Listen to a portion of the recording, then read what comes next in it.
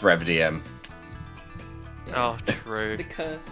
I'm becoming that with my like with the people that I live nearby, and I'm not enjoying it. I want to play D&D, not run it. This is why I ride the Well, nice I'm line of, yes, I get both sides of the coin. She gets enough bullshittery from us to last 3 different games. Yes, quite. Anyway, I've started the recording. So anything you will say will now be held against you. No. Anyway, welcome to today's session. Last time it was a kind of interesting session, where things happened, and things weren't supposed to happen at the same time. Let's see. Adam, how about you give us a rundown? Hello. What I happened last gave time? the recap last time. Yeah, I know, but okay. Now it's Mark's turn. Mark, you get to do it. Yay! Bro. I get a reprieve. The recap. Yeah, recap. What happened last time? It was an avalanche that Yeah. people pulled out. In the process, the vice principal went missing Yeah. mysteriously. And there were also some students missing. Felix started a race war. What was that? Well, yeah. Snowballed What into a else did we snowball do? fight. Honestly. And yeah, in the In-game. calamity, ensuing hate crime, Sky snuck off and rendezvoused with Garth, who had the vice principal, and they like shook him down for information. Mm-hmm.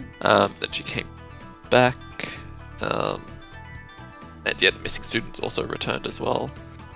Then we went to the onsen. Yeah, that's right. Yeah. Yeah, so at the onsen, not all students went, but quite a lot did. Shenanigans, of course, happen at the onsen. That's typical. But overall, everybody had a sort of fun experience at the camp so far. Even though there was Anime moment. the rush of an avalanche, of course, in the middle. Thankfully, it wasn't too bad of an avalanche. The only just one teacher and one student got caught up in it. But luckily, that teacher was none other than a boss and had good hands with Ren, who, well, neither got severely injured, and Sky really did a lot to help dig them out using some interesting means. Means that nobody would know unless you're underneath the snow. And Darius also helped out, of course. There was, yeah. So this episode, I like calling it an episode rather than a session, just because like it's basically just Basically an anime. This episode is kind of we're gonna kind of visit a bit of nighttime, and then the sort of final day before you guys leave. So the final day is basically your last day at the camp, to which then the next morning you guys will go back home. And on the final day, you have been spoiled a little bit by Satori and RP that there is a festival going on. And you were also, the other information that you were told about specifically tomorrow was that Garth was going to do something on that night. Murder! Do something. Keeping it A PG. murder must fail. Yeah, yes. On that next night. And I think he specified. Did he? Sky, do you remember specifying that it was going to be during fireworks? Yes, because he was gonna, like, I remember assuming that he wanted it during the fireworks. 1, because everyone's distracted. 2, because bang equal bang. Yeah. Because I kind of remember that conversation, and I think that that's something that he would have mentioned like at night. It would be during wait for the fireworks and to find him.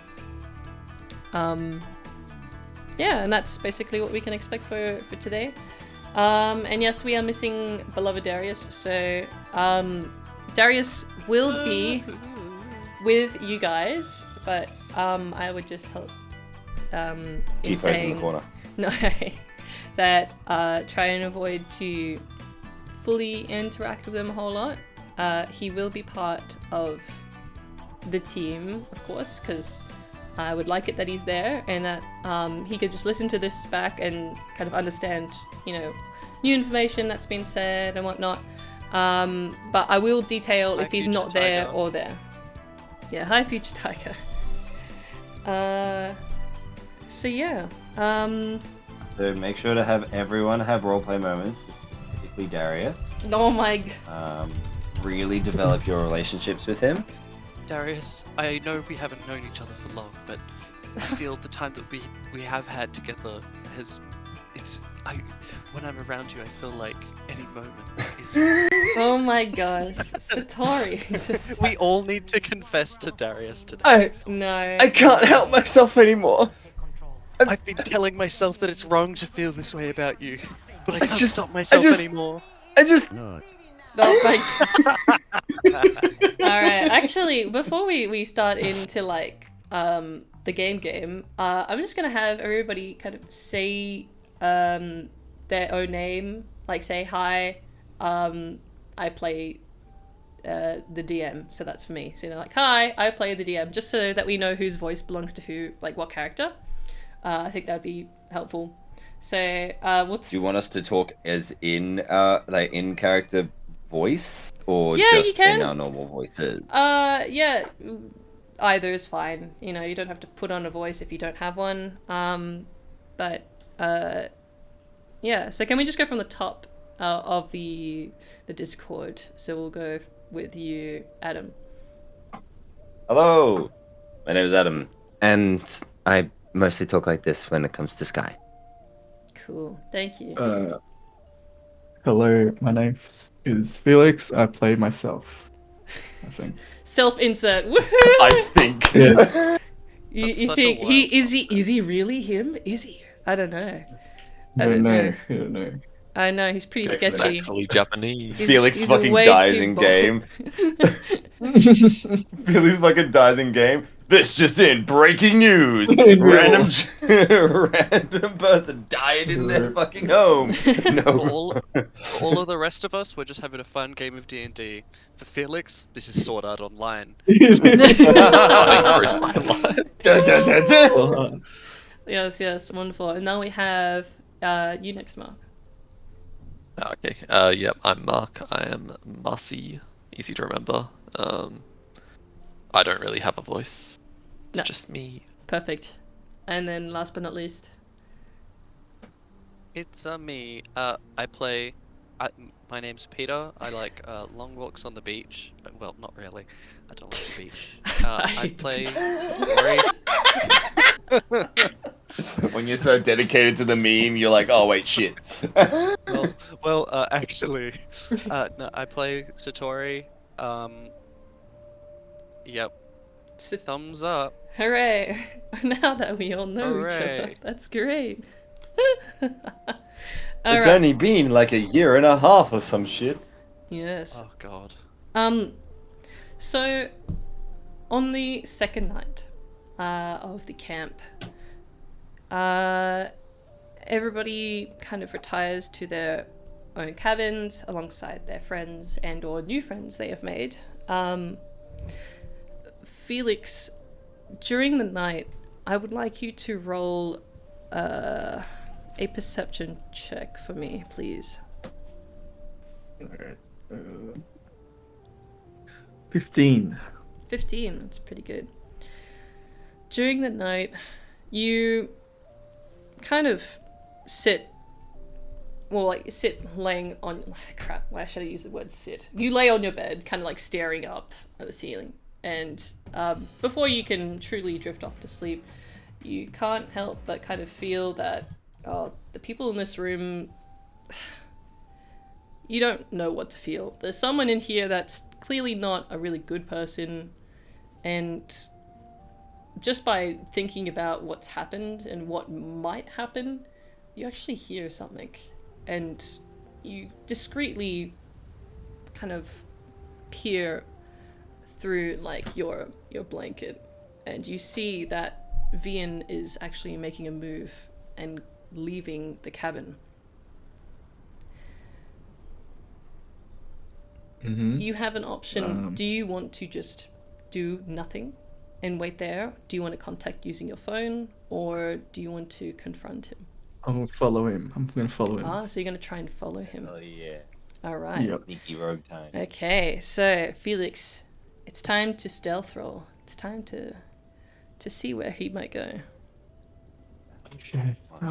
Natural one. 5. 5. God damn it! I was hoping I would jinx him the other way Sure, around. So what's your modifier? Modifier. Is that included? Or... That was +2, so it was 3 + 2. Oh. Wait, what's your dex? Wait, no. These are the fucking. These are the sheets that I used for Kaizen. Is your dex +2 only? Yeah. You don't have proficiency in stealth? No. You're a rogue. What? Oh, Mine that's is- interesting.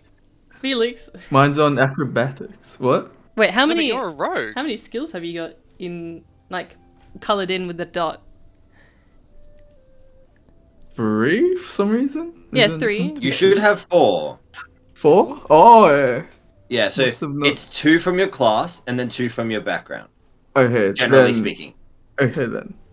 So 7. So I don't think that makes a huge difference. Well, if Like, it do needs to keep be in mind five- that you don't have to choose stealth. Like, it's totally up to you. Okay. Like, the only reason Well- I'm surprised is because usually the rogues that I have played with have like proficiency super in stealth. stealthy. If you I'll- are not like that, totally fine. I'm just I'll like, put it there, oh, I'll okay, put it that's there. interesting. You're gonna I'll put it there. Okay, you I'll put it there. there? Alright. Yeah. Okay. Only if you think it's a good idea. That's totally fine. So with the 7, that's a. I need to do. Well, if you do have proficiency in it, you should add your dex, which is +2. So you rolled a 5 +2, right? That's Yep. 7. Yep. Then add your proficiency, which is a +3. So it should be a 10. Oh, okay. There you go. All right. With the Sorry new if that's sheet. confusing. Yeah, with the Oh, new it's sheet, okay. it makes that part really easy. Yeah, Or at least it I've should. just done it. So Cool.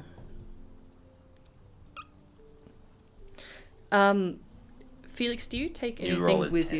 you, in particular, as you're trying to stealth? Like, are you gonna equip anything? I don't think you have a weapon on you since. no. Ooh. Yeah. Are you gonna like try and It's okay. find an impromptu weapon, or do you think you're just gonna go, bare hands? Bare hands. Bare hands. Bare hands. Hey, yo. I mean, Chuck some you'll always punches. have that whistle, man. You'll always have the whistle somewhere. Yeah. If you need. Hey, yo, if he gets too close, you know what kind of whistle you need to use. Right. Felix, as you watch Vian exit the cabin, you kind of wait. Like you wait on the count of 5 to then get out and then open the door.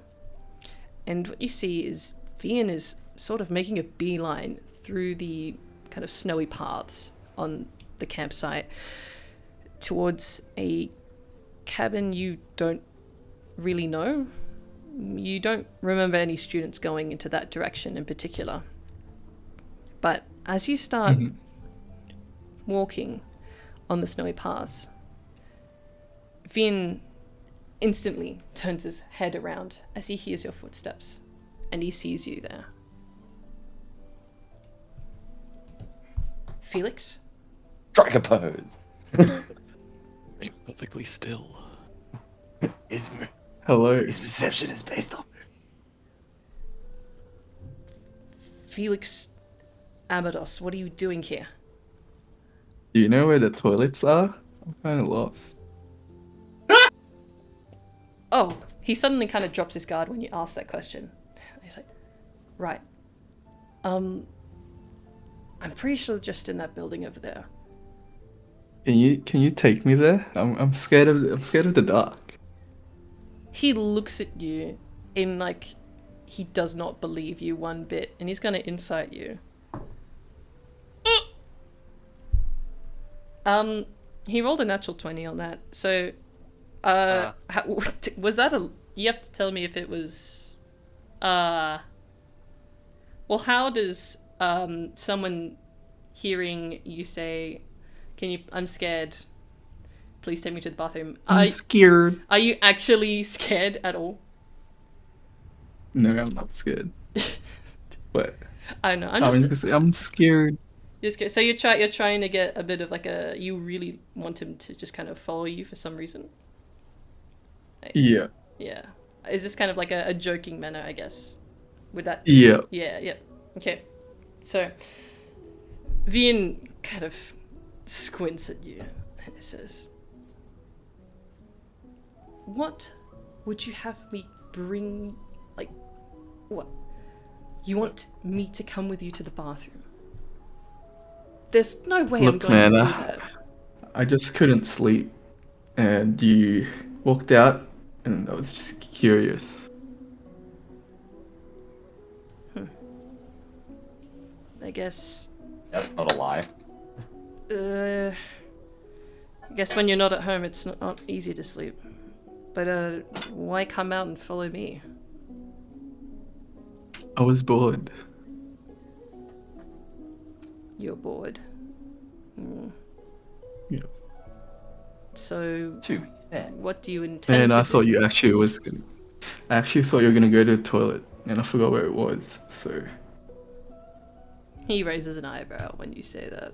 It's like, right. No, I'm not going to the bathroom. He kind of looks at himself and realizes that he probably should not have said that. And he kind of, what I mean to say is, I'm just going for a walk at night. It helps me calm my nerves. yeah, I was doing that as well. I just happened to go the same direction as you. Sorry about that. I see. He kind of he kind of takes a step in one direction. Do you follow that same direction? Like, Yes. Yes. he takes like he kind of like turns around to turn away from you and starts like walking in a direction, and then here's you kind of still following him, and he stops and turns around again. He's like, do you want to go this route?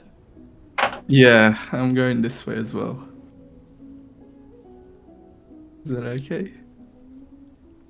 It's Can we be friends? okay. What? How about you go ahead? How about I just stay here for a bit and you go ahead? You are very confusing, Felix. But Likewise. just, I guess, don't get killed by some wolves or something out here, okay?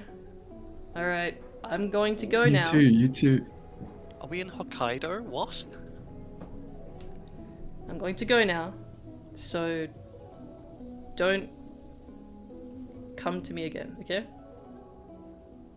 I'm a little uncomfortable. Well, I can't make promises. I can't promise things I can't keep. So we'll see.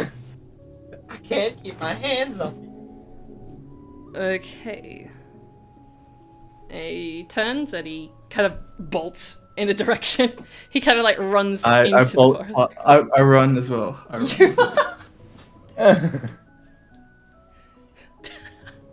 mean, he's not doing anything wrong. What is this?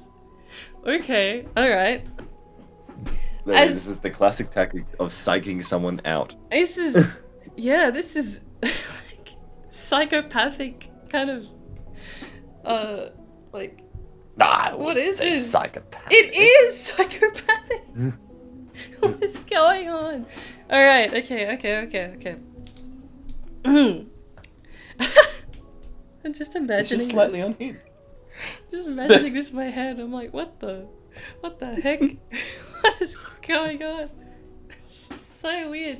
You Okay, tell me. He just wants some wings. he just I'm just going this way. he do you just want? look this way. All right. Okay. All right. As you see Vian kind of dart in front, you just like you kind of lurch to catch up to him. He was originally beelining towards this cabin. He seems to have now gone more in the direction towards the forest, which is on this mountain. And as he kind of dashes into this forest, you see that there's actually a light coming up on the mountain. And it's like a sort of like flashlight light. You like when you're driving at night and you see like the headlight of a car, you can't really see like the shape of the car, but you see the light. That's what I'm kind of going for. You just see like this light kind of shining up the mountain, sort of near the forest. Do you do anything when you see this light, or do you continue following Vian? Has he seen me? Does he know I'm behind him? Vian has not looked back ever since he kind of left you. He sort of continues to Okay, run. then I like closely follow him, but like, stealthily. Oh, okay. So you're gonna try. Stealthily So you're follow gonna. right So behind him. are you going to try and stealth away from this light that's there? Is that what you're saying? No, I'm just trying to like stay close in the close proximity with him, not like knowing I'm close by.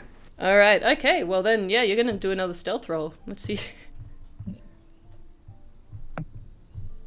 16. All right.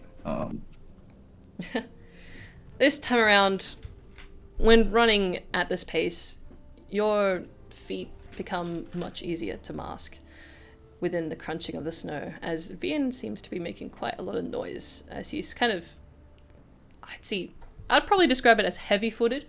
His foot kind of sinks more into the snow, while yours is a bit more light. This light kind of seems to grow bigger and bigger as you're continuing to kind of weave past through these trees following Vian. And suddenly you hear someone call out, saying, "Hello, who's out there? Is that a student?" Oh no. This is the voice of Mr. Soccer. So what? Soccer. Oh, it's So he's Soccer. one of the owners of the campsite. Like football, soccer? no. No, As in soccer. from- SOKKA. As in Avatar. Avatar Last Airbender, yeah. Oh! Yes. Soccer, yeah. Soccer, yeah. Football. Sock and then an A at the end. Oh. SOCKA. So you hear him Soccer! call out. Do you say anything in reply, Felix, or are you going to keep quiet in your stealth? I'm gonna keep quiet for now. Okay. All right. When you hear this voice call out, you see Vian kind of sharply look in the direction of that voice, and suddenly, while he's kind of turning in that direction to look, he's accidentally slows his pace, and you carefully kind of watch yourself to not accidentally bump into him because you've been chasing him pretty well. But he then slows to like a jog, and after looking in the direction of the voice, he does a sort of 360 around him and scans the area, and doesn't actually see you, as you've, well, accidentally hidden yourself partly with one of these trees, and it is dark at night, so it's pretty hard to tell that you're there. You watch V. Is he running away from the voice? Sorry. Yeah, he starts to run away from the voice, and you, I'm guessing, are you going to like follow him? Yes. Yes. As you follow, you hear the voice comes louder and louder, and this light gets brighter, and you hear the voice say, "Hey, I made it! Are there any students out there? You better come back here. It's dangerous out in the forest." I yell out, "Over here! Over here!" You do call out? Yes.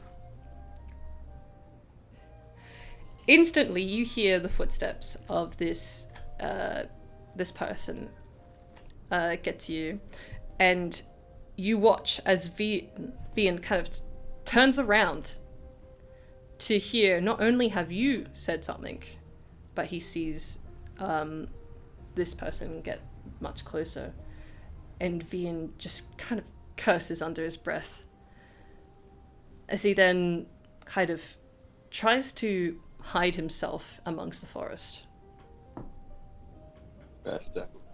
I follow him as he. Oh, yeah. Before you attempt to follow him, I want you to roll perception, please. Mm-hmm. Hold, Lils. Yeah. 15. Never mind. What'd you say? Just a thing. If he is in peripheral view of, well, number one, I don't know what race Felix is, and I'm guessing that's on purpose. But does his race have dark vision? Felix, do you know that? Do you know? That's a good question. Because I'm pretty sure I have given you the information. Yeah. He does? Wait. No, I'm not sure yet. Give me a sec. Because if he has dark vision, it means that even in lightly obscured, which is I'm guessing what this is, because the light beam is coming towards him. Mm-hmm. The other guy can't stealth away from Felix if he's right next to him. Right. That's a ranger ability. I don't think I do. Never mind that. Yeah. I was just trying to give you any advantage I could. Yeah, that's okay. Yeah, it's nice to help out each other. I'm going to... Pretty sure. Do you have your information? Do you remember where you found it? Yeah. Because what I see here is that you do have dark vision. And I do? I don't want to admit that you do, but you do. So yeah, he does have dark vision. Okay. He has 60 feet dark vision. Do you know where that is? Do you know where to find that information? Yeah, I'm looking at it now.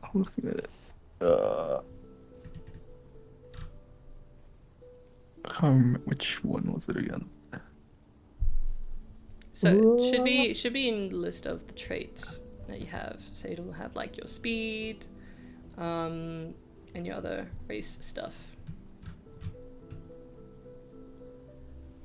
Like, if Lil's, like, he can hide if he like ducks behind a tree or something like that. Yeah. But since Felix is actively stalking him, it's gonna be difficult to do that. No, yeah, Like, I'm 100%. very- It's difficult to perceive him. That's why I was gifting Felix advantage before. So. Oh, okay. Do you, Felix? Yeah, I think it's on my laptop. Yeah. Oh, So you can always check it. This is what I've sent you in DM. Oh yeah, that's the name. I was looking for that. Okay. Yeah, yeah. yeah. So that's That's Yeah, what okay. your race is, and that's where you find the information. So if you ever need to put stuff into your sheet, this is where you can grab it.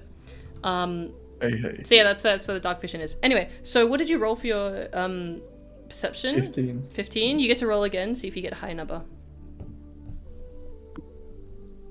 No, that was a 7. A 7.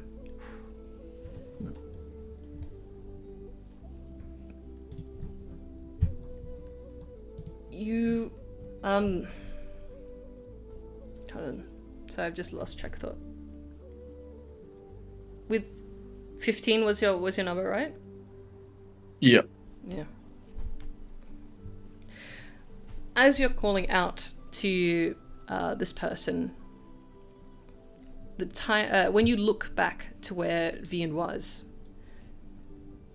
he is kind of, you've lost him, but you know he hasn't moved, at least not far, because you didn't hear his footsteps, his very heavy footsteps go far. So you feel he's nearby, but you can't quite pick out where exactly he is.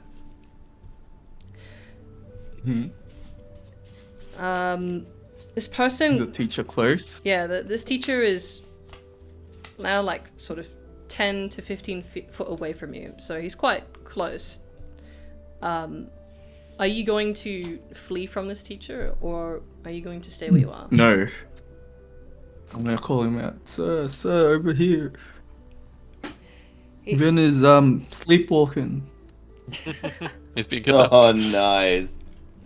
You see the light kind of shines onto your face, as in you see Mr. Soccer, his face, as he gets closer.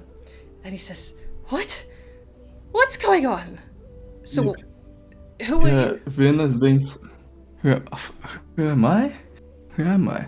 My Not god. Not important. Vin has been sleepwalking. I followed him here. I tried to wake him up, but he runs too fast. He's somewhere here. What in the blazes? I've never heard of someone sleepwalking out into the snow. Me too, but that's what's happened. I don't understand it either. It must just be built different or something. So you're saying there's another student here? He kind of scans Yeah. the area with his light. They might have fallen or fainted. I'm not sure. Maybe behind some trees. You hear the sound of someone kind of, I don't know, you hear like a ah, it just echoing What through the was that forest. noise? Must be him. You see Mr. Soccer kind of walk towards this vicinity that you've kind of pointed at, and he shines his torch, and he sees Vian as actually leant down against this kind of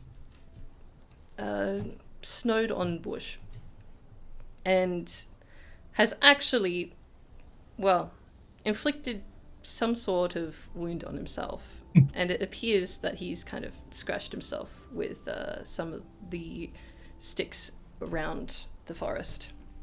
And you hear Mr. Sucker say, "Oh my goodness! Are you hurt, lad?"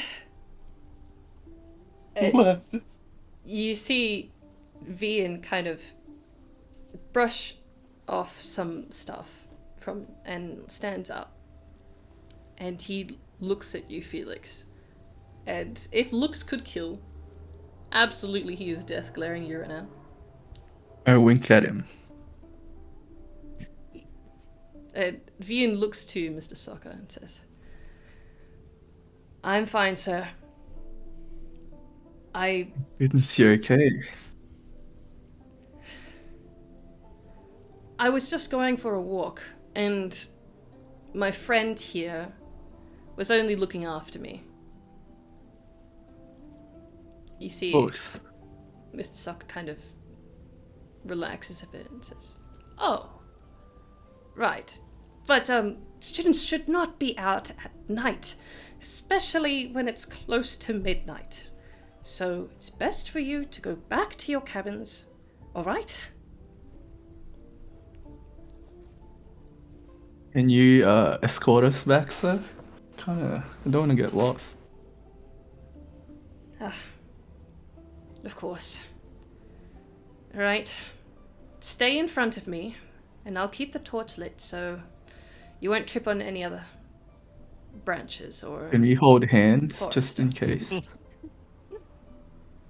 This level of You hear... fuckery, I'm so fucking proud of it. You hear Vian just kind of Brain in shock, yeah. quickly say towards you, Felix, "What, you need your mum as well?" Oh, I wish she was here. If only she was here. You hear Mr. Soccer kind of laughs when you say, "Let's hold hands." He's like, No. Don't need to hold hands. Just stay close. And if you're really scared, you can hold the tail of my coat." You people with impunity. Don't worry, I have a plan. Do you do anything, Felix, or do you just continue to Yes, walk by? I hold it. I hold the tail of his coat. Vian walks beside Mr. Soccer as he then takes you back towards the cabin area. You see Vian looks at a particular cabin, as in the cabin he was initially going towards, as you guys walk past I it. asked the teacher, "What's in that cabin, sir?" Oh, those cabins are for the guests here. They're not reserved for school camps. They're for people who just want to come to our facility and enjoy the snow. Oh, are there any guests in there right now? Oh, yes. So we ought to be quiet. There's a man that lives in that cabin. And man, do you know them? A guest. Well, I mean, I should keep his identity a bit private. I think he's just here for a holiday. It must be very important then. Ah, yes. I reckon you might be right. I mean, it's not often that a single male will have a holiday by himself. He must be someone important, if he can afford something like this. Maybe I'll go and meet him sometime. Hey dear, I'm not sure if a man would want to dwell with a student, but I'm sure he wouldn't mind if you came over and said hi if you were skiing together. Okay. Alright. So, which one was your cabin? It's one of these ones. You see Vian points to the original cabin. Yeah, I was gonna point at the girls' cabin. Sure. Wait, would Sucker know which one's the females?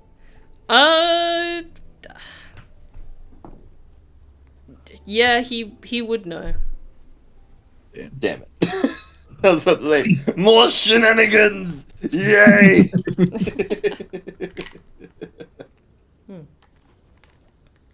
You... Oh crap, sorry, I just realised that I might have had the stove going, but then I realised I didn't turn it on. It's all good. Alright, cool. I'm not gonna burn down my place just yet.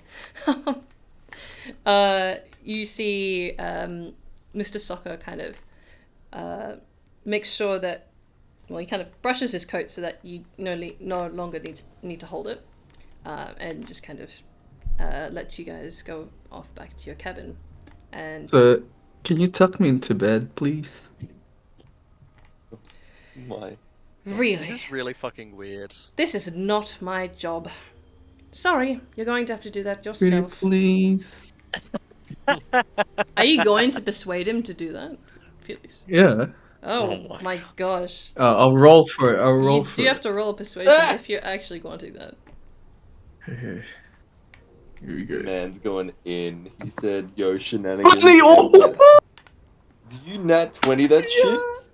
What the- Oh my god. Dude, I wanted to spend like 5 minutes on this, not flipping this much time. What the heck? Oh my gosh. Okay. Alright. So what, you got an nat 20? The dice have spoken. I know they have Yeah. spoken. He has to do his job. He has to do his job. Dude, that's not fun. Well-being of the students. The well-being of the students. So how do you plead? How do you plead for him to help you? I Guilty. plead guilty. I plead guilty of ineptitude. Oh my gosh. So what do you say, Felix? So just do it. It's your job. Just do it. It's your job. That's Oh. He kind of Gaslighting. drops his jaw opens when you ask him that. He's like, it's not in the job description. Oh, how old are you? I'm not legal, so I'm still young. Hey, That's yo! not my question. I hate. You must be somewhere hate every part of between maybe 16, 17. Yeah. And guessing the age of students. We No. said Age is 16 just a number. 70. Age is just a number. Age is just a number. No! Being recorded, Felix. Oh shit! It is, yeah, recorded, by the way. Brahim just fucking dogged himself in. Hey, yo! I won't lie to the police. You see, Vian It's on is video, now. man. We So can't how do help you you. bleed? Vian has now exited this conversation and has gone straight to the cabins. As for Mr. Soccer talking to you, he's like, surely you must be old enough to put your own self to bed. But, You know you want to, sir. Whoa, whoa, whoa, whoa, want to? whoa. No. I am. Sorry. Sorry. I was coughing. feel There's like- something in my throat. I thought you feel said like- you I wanted feel like me it's to totally help. fine. Yes, please. Yes, please. Fucking, he's gaslighting him now. Sometimes it's okay to go, okay, that natural 20 got me as far as it could. I mean, natural 20s aren't guarantees of success. True. Mm. Hey, yo. Look, we all know that Lily is the rule of cool. You know what? So you're taking too long. I'm just gonna go. I'm gonna. T, Gonna make sure- you're relating for you guys talking as to me not acting? Bruh, how could you? I'm waiting for you guys to finish talking so I can just I think he was actually do giving you an something. out. I think he honestly was just trying to give you an out there, Lils. I know, but no, he has to lie in his grave. He has to. Oh boy, he's I made guess his- Lils he's is made in his her grave villain arc. I love it. You see Mr. Soccer, he kind of reaches out his hand as if to kind of have you take his hand. Do you accept it? I take his You hand. take his hand. Yes. He then leads you Thank to you, the sir. door of this cabin. And he uses his other hand that's holding the torch to then open up the cabin ever so, well, quietly. And he says, standing in the door, right, now, I'm not permitted to go into any of these cabins without a proper reason. What is your This is name? not a proper reason. So my name isn't important. It's okay. No, I need to tell your teachers. So, what is your name? My name is Mark. Nice. From the roll call, there wasn't any marks on the list. So, do you have another what's- what's the nickname? name? Usually is. What the fuck? Jim. Marcy. There's no. Oh, there was a Jimmy, but Yeah. Jim. Jimmy. Jim. James. Jimmy Chungas. Jim is my grandson. I know that you're not him. so. So, do you go by Jim or Jimmy? It doesn't matter, sir. It's same thing. Oh well, do you think your teachers will understand if I say Jim or Jimmy? I think so. I think they're smart enough. Okay, well, good. That's all I needed to know because I need to tell them about this. So, I mean, we shouldn't have any students suffering if they can't sleep, if they need someone to help them. So, I'm going to get the teachers to help you. So, I hope you are able to sleep this time. Very sorry. about your friend running into the forest and getting hurt, please make sure that they are okay. Okay. All right. He lets go of your hand as he kind of pushes you inside of the cabin and gives you a big smile. Says, "Now, don't go into the forest at night, okay?" And he gives you a big thumbs up. Why was he in the forest? That's what I want to know. Probably Anyway. supervising and stopping kids from doing exactly what you did. Hmm. If I were to I have a don't fucking know. guess. I don't know. Wait, so are you asking this question to Mr. Soccer? No, I'm not. Okay. I'm not. Well, because the cabin of the door closes as he then starts to leave. Felix, you see Vian is sitting on the side of his bed, and he's staring at you. As I'm assuming you're going towards your own bed. Do you do anything I else go this to him. night? Oh, you do.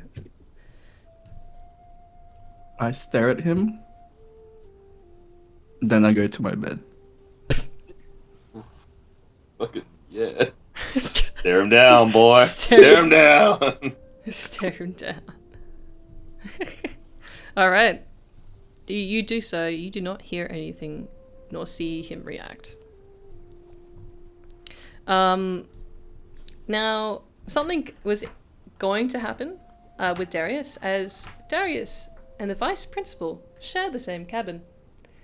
However, since our lovely Darius is not here, I will not go into much detail, but I will kind of summarize that with the vice principal was tied inside of his cabin by Sky, disguised as this other persona she has. And he was left hungry. Since then, the vice principal had managed to eventually break out of those restraints. And, Dang it. oh my gosh. So cruel to the vice principal. Look, he deserves it. You designed him that way. Did I? Yes. Yes, you did. You made the conscious choice to make him sexist. Anyhow, he did manage to break off his restraints, and I'm assuming that Darius might have probably asked a few questions, but let's just say for now the vice principal hasn't done anything in particular other than act like he's in a very bad mood, like all the time. That is a normal state of being for him. He has happiness somewhere, surely. In men. Man, what? Take that as you will. I will not answer any questions. All right. I guess we're gonna now speed into the morning of the third day. Woohoo! As you guys have the sort of morning call for all the students to go into the cafeteria for your breakfasts, everyone seems kind of neutral. Some people are more relaxed than others, but everybody's kind of in this medium state of mind, as yesterday was quite eventful as the avalanche happened, and well, some people got affected by that, and also it was also the more the kind of after effects of a lot of people's things being stolen. Guy will go around and actively ask people, "Hey, was something stolen from yours last night?" And like actively try to basically cover her own ass of trying to be like, is there more thievery kind of shit? She's just insinuating that there's there might be more thievery and trying to put her own investigation on it as much as she probably shouldn't because of student. Does that make sense? Yeah, no, it totally makes sense. From making conversation with a couple of students in their groups, you hear from stolen victims that there hasn't been any more ever since the first night. Okay. Yeah, nobody seems to have been stolen from on the second night. Darius, Archie have already organized themselves a sort of table in which Kaya already sits down to join them. Does anybody break off into a specific group, or will you guys be sitting together at this time? I sit on my own. With the Okay, Edgelord sits on his own. the people I ask would probably be the people like hanging out with either Dean, Yep. or Tim and Levy. Levi, yep. Levi, sorry. Like I wouldn't, like Sky wouldn't go off and ask just any rando. Yep. She would only ask people that she knows. Yeah. People that you know and like kind of tandem friends of those people. Yeah. She would also just generally say hello to them, and then get a bit shy about it and then move on. Yeah, you get a lot of friendly smiles when you do so. It seems that, just as a generalization, people have quite taken, like, you're not just the new girl anymore. It's kind of like you feel a sort of acceptance now, on this day, on this morning after talking with many people. Mood will brighten. She will sit next to Kaio, and just go, so I've been thinking,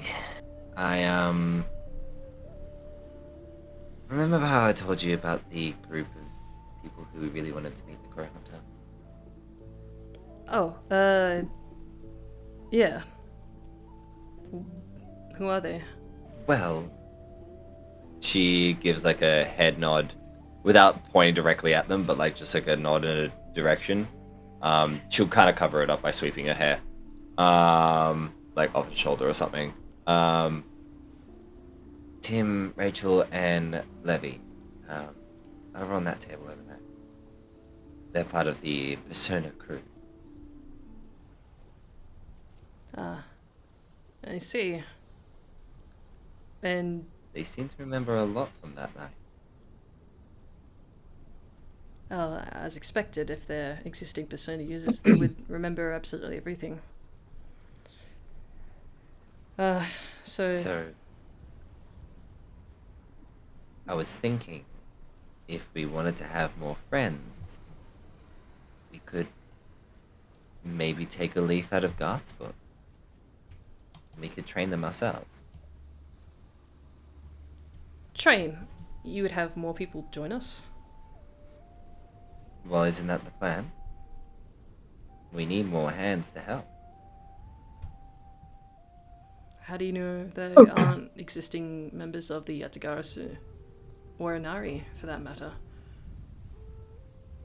We can always... She will kind of think to herself, twirling one of her, like, twirling her fringe in her right hand. But as she does so, one of her fingernails starts glowing. And she just goes, I could always do some of my tricks. Figure out exactly the truth.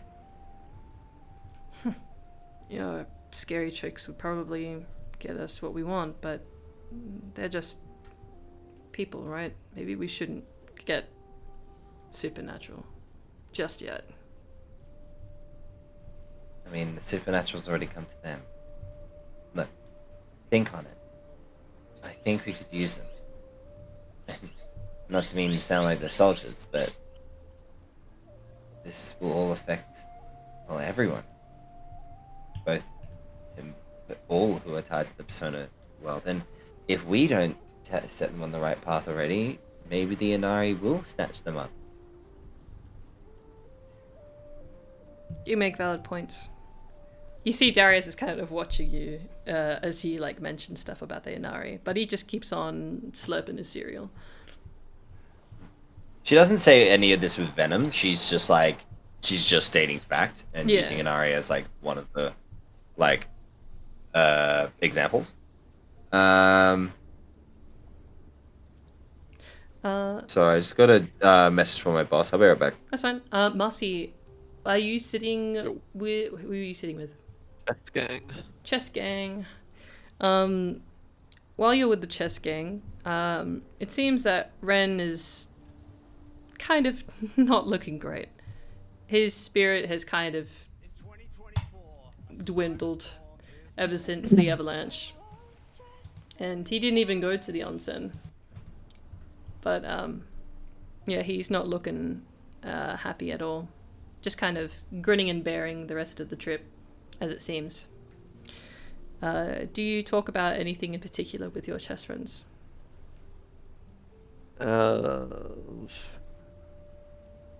What's the conversation like at the moment? Well, the conversation seems to kind of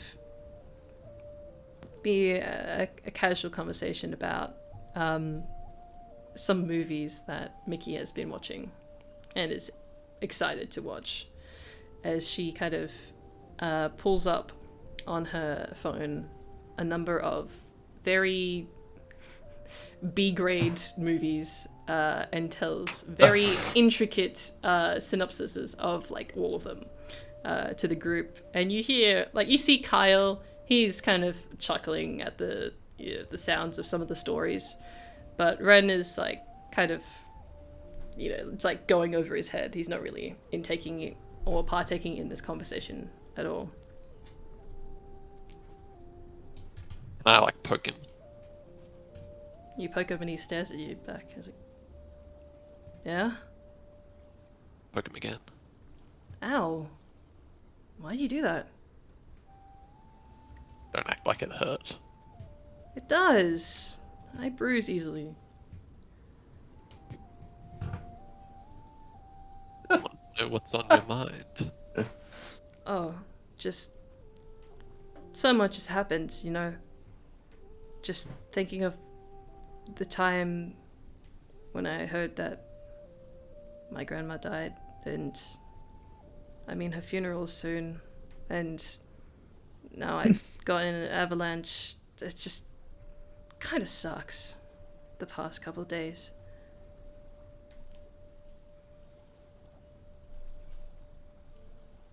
Well, just remember, we are all here for you if you need support. I poke him again. Ow! In a different spot. Oh. That way you can spread the bruising. Spread the bruising. Well, I mean, it's not as severe in one spot. Being Yeah, considerate. Thanks, but knock off the poking. It does hurt. Alright. I'll hold myself back. He kind of waits a bit before then turning to you to say something. He says, Marcy, can you do supernatural things? Hey, yo. Like the TV show? I might have a top hat with a rabbit stuffed somewhere.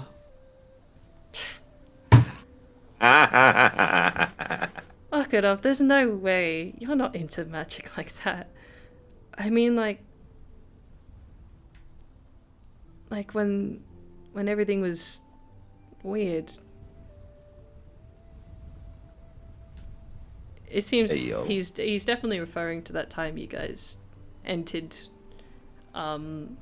sort of like his unconsciousness. I don't know really what to describe it, but that space in which you fought an eel and like severed that from him.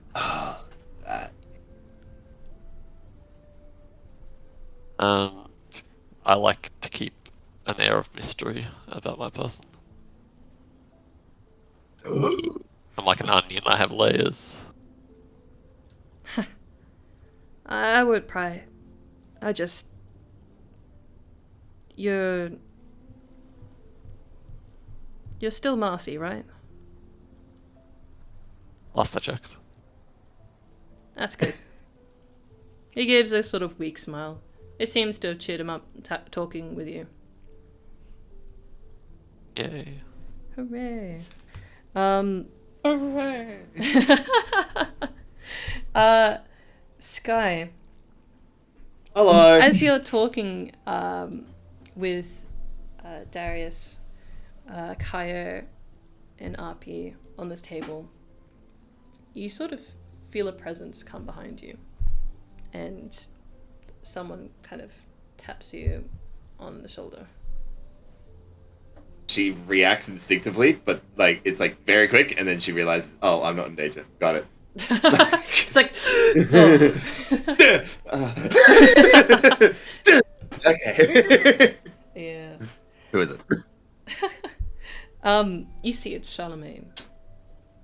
And Oh, okay. Her guard goes immediately back up.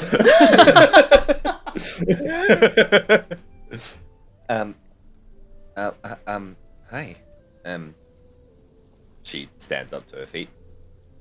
Can I help? sorry to intrude.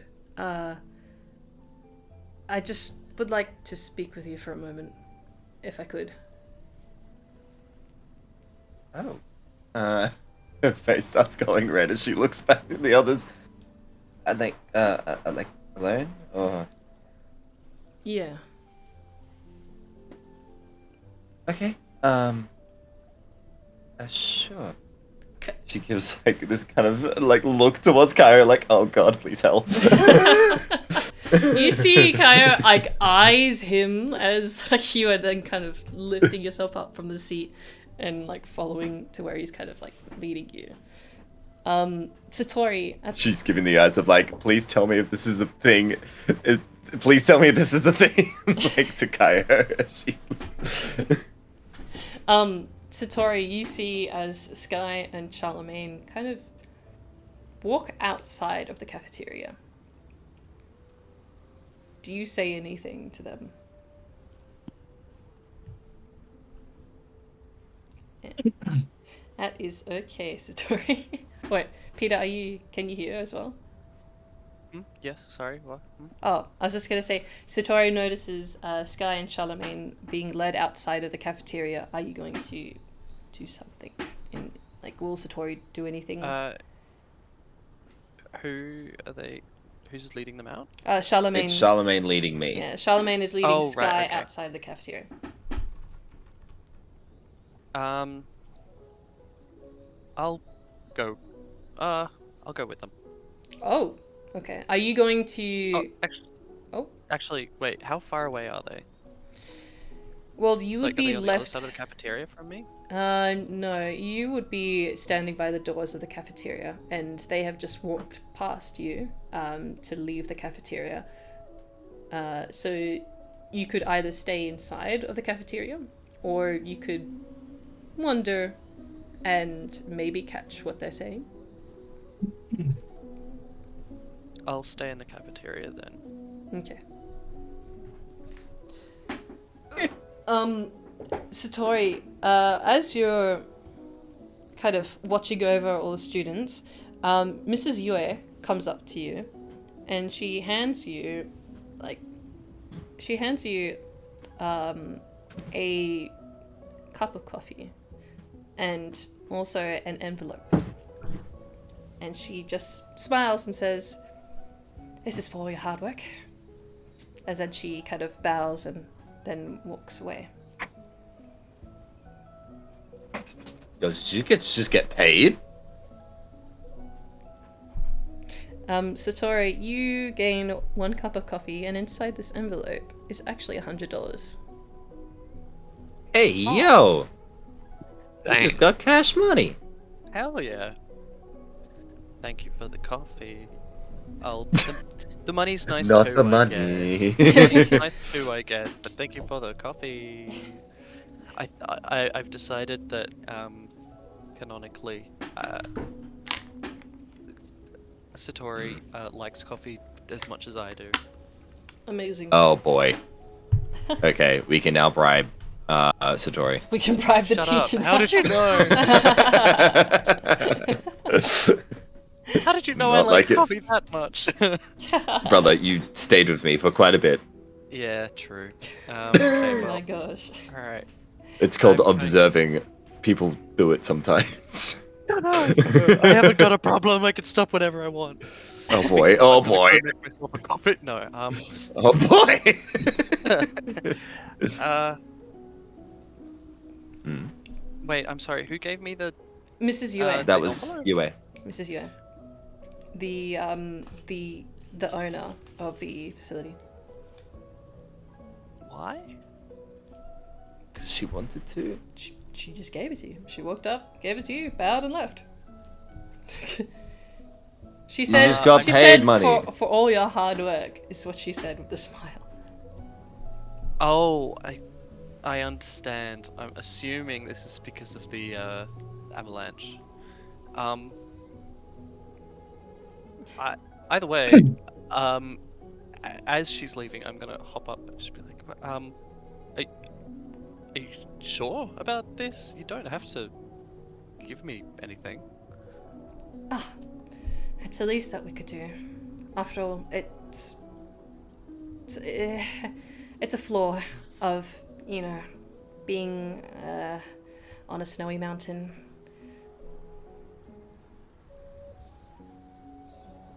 I Point. I suppose, but you really didn't have. But like, I appreciate it, but you really didn't have to. Come on, don't be so humble. We have to look after so many kids, and only one got caught in that avalanche. You did your job.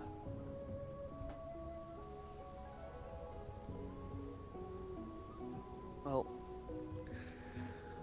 well, thank you. She gives you a big smile.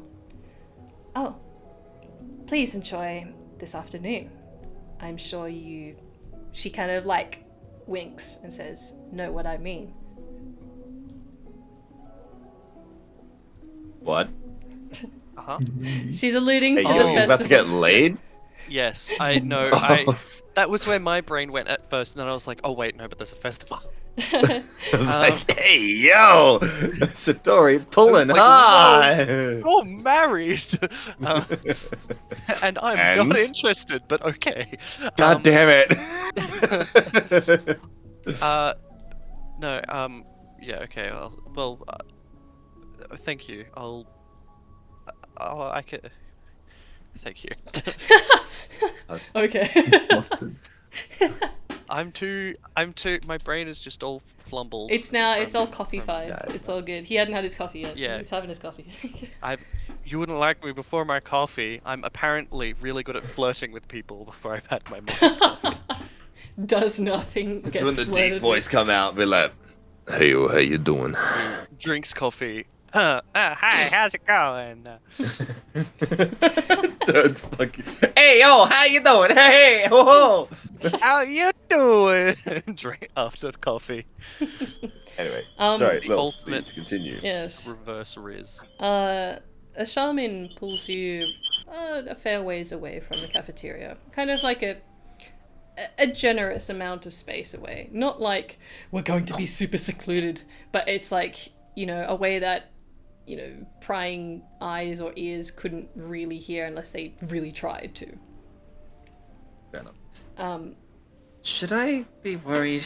And she's like kind of trying to slow the pace a bit, but she's like, okay, we're gonna keep going. Okay, oh boy, in her head. so do you say, should I be worried out loud? Yeah. He says, I only have nothing to hide. Sorry, I'm kind of bringing in my work on this. I gathered that. He stops to the position of good distance away from the cafeteria. He just kind of I do like the position good distance away. he takes Sorry. he takes a breath as he then kind of looks at the ground and then looks at you and says, I'm not trying to sound like some sort of weirdo, but You know my profession, right? Soon to be police officer, I presume. Yes. Just almost a police officer. But I've still got duties, and that is, well, there's just been something on my mind about yesterday and the night before. Okay. Naturally, when things get stolen, I'm kind of on my toes. I was glad that no one had stolen anything from me. But, I just wanted to ask if you knew anything about the stolen items. Question. Please remind me. Does Charlemagne know that I can do Persona stuff outside of the Persona universe? He does not. Okay, cool. She'll just look at him up and down and go, I mean, I have my suspicions. You have suspicions? Yeah. And I'm sure that either the items that were stolen will either be found or, the person will be caught. Not easy to get away with this kind of thing. Yes, it's intrigued me. I wish to find out who did it. And I felt that I could probably, talk to you about it. I'm flattered. She looks a bit confused, but a bit kind of like happier with herself. So, Sky, what were you doing on the second night? Well,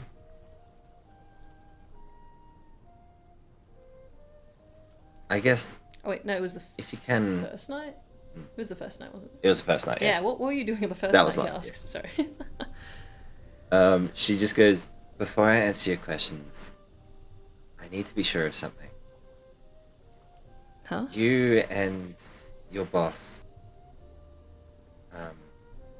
investigating a lot of the Kirijo group attacks, right?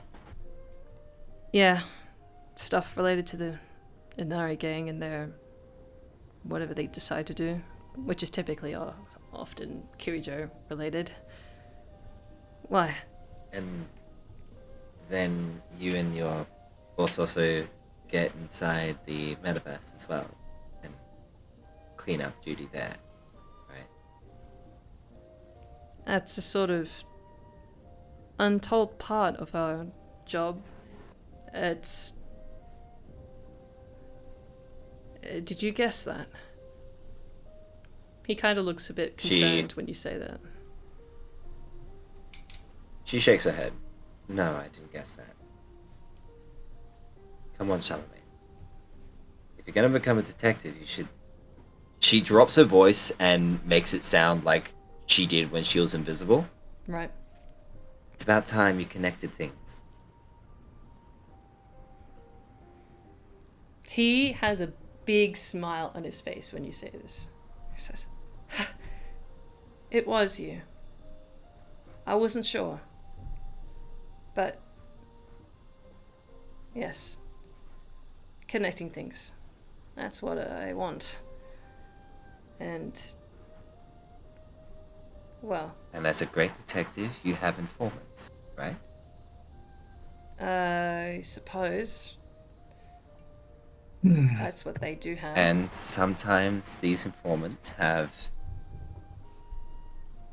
let's say, unique approaches to gathering information. Right? I suppose. So now we're connecting the dots. She looks at him like kind of dead in his eyes. I'm sure those items will turn up eventually. I'm sure. But that leads me to another question. What were you doing in the metaverse at that time? Question. I was in the metaverse. Yeah, you were Oh, invisible. she's talking about the time I was invisible. Yeah. Yeah, okay, got it. When you witnessed I thought he was talking about on the first night. I was like, I did not go into the metaverse. the Felix's first date. That was Yeah. Honestly, I had a date. I was helping a friend. It was... The metaverse is a very new entity to me, but... Let's say a mutual acquaintance of ours decided to get his cards tied up with the wrong people. I wanted to help him without being caught. And so I have a nifty ability that allows me to remain unseen. And since I saw you there, I thought I'd give you a helping hand as well. And since I wanted to make sure that either you didn't walk into a trap or you didn't try and stop me because you're already investigating me, I chose to remain invisible. And I'm sure that I will remain invisible.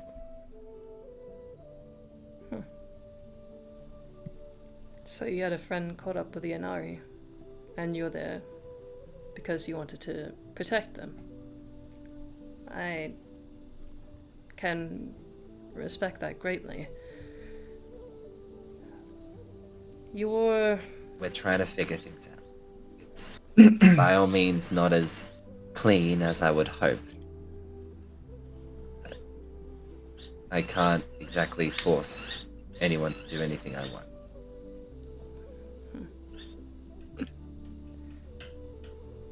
My work with Sergeant Gaku usually is above the ground. When we go underground, that's typically just for personal choices and chases. We've been after Christopher Moore for a long time. That's the leader of the Inari gang.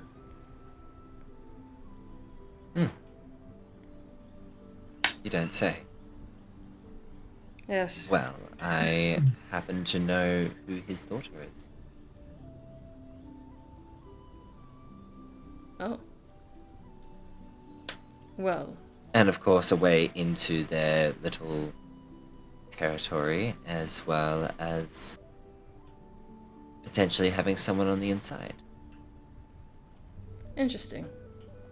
So, Of course, these aren't official, nor are they actually, let's say, set in stone. It's more of a tentative thing at the moment.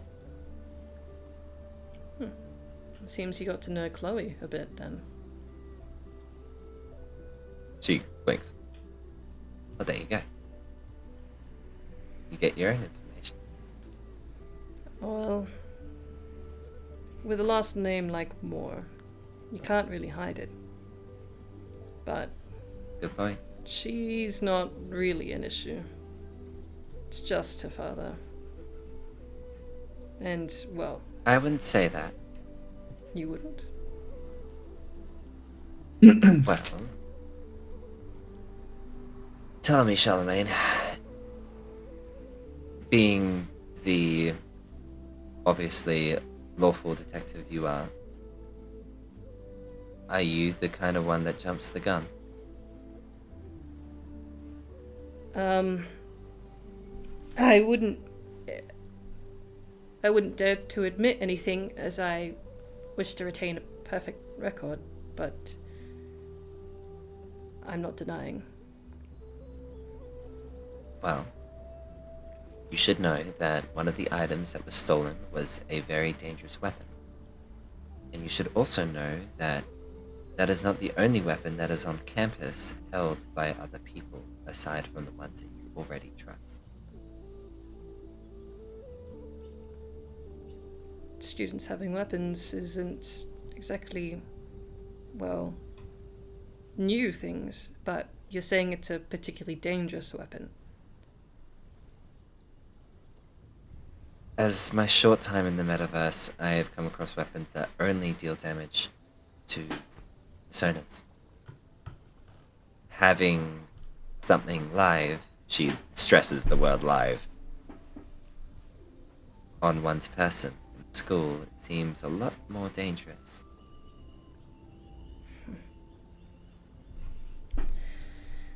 Oh, this is something that would have to be brought up with the teacher and the principal. I'm sure, but they don't know it.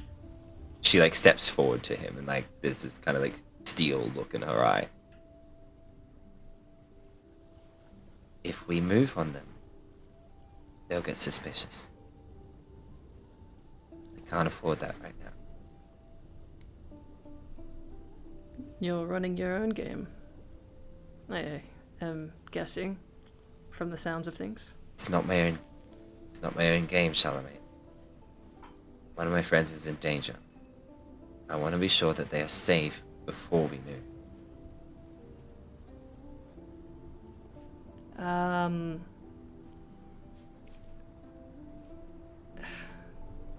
Sky, would you call us friends?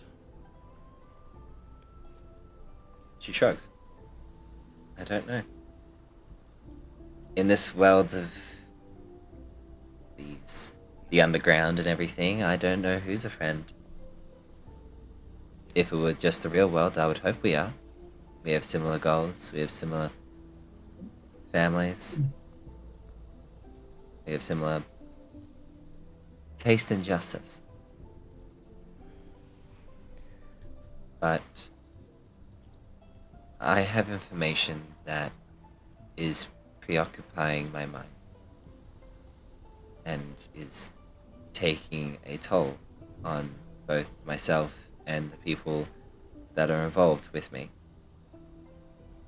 We have a duty that is far greater than anything that can be considered to be just general well-being.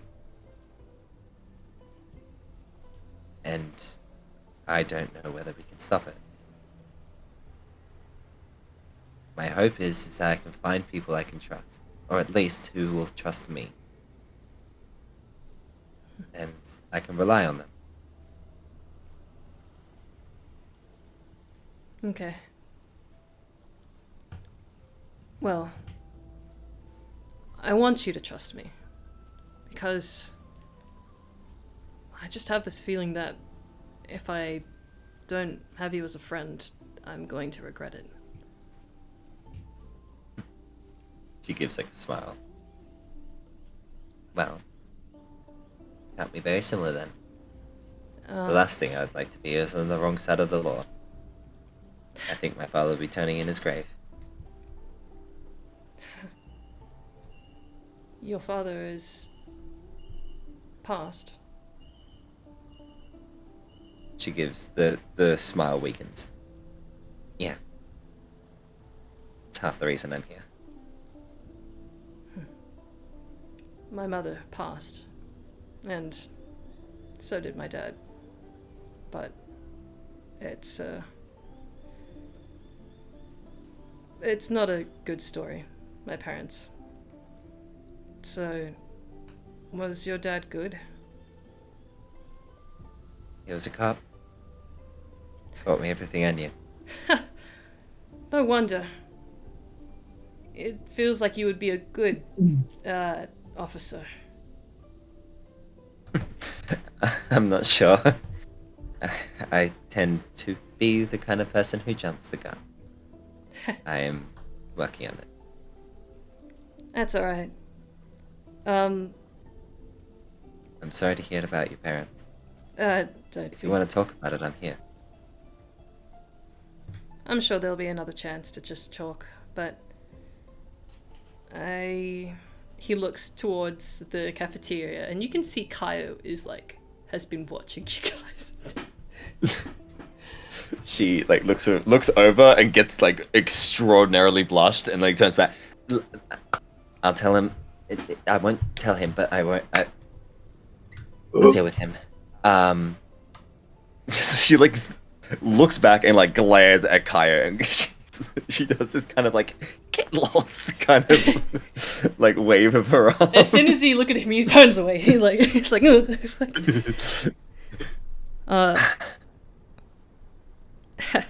So,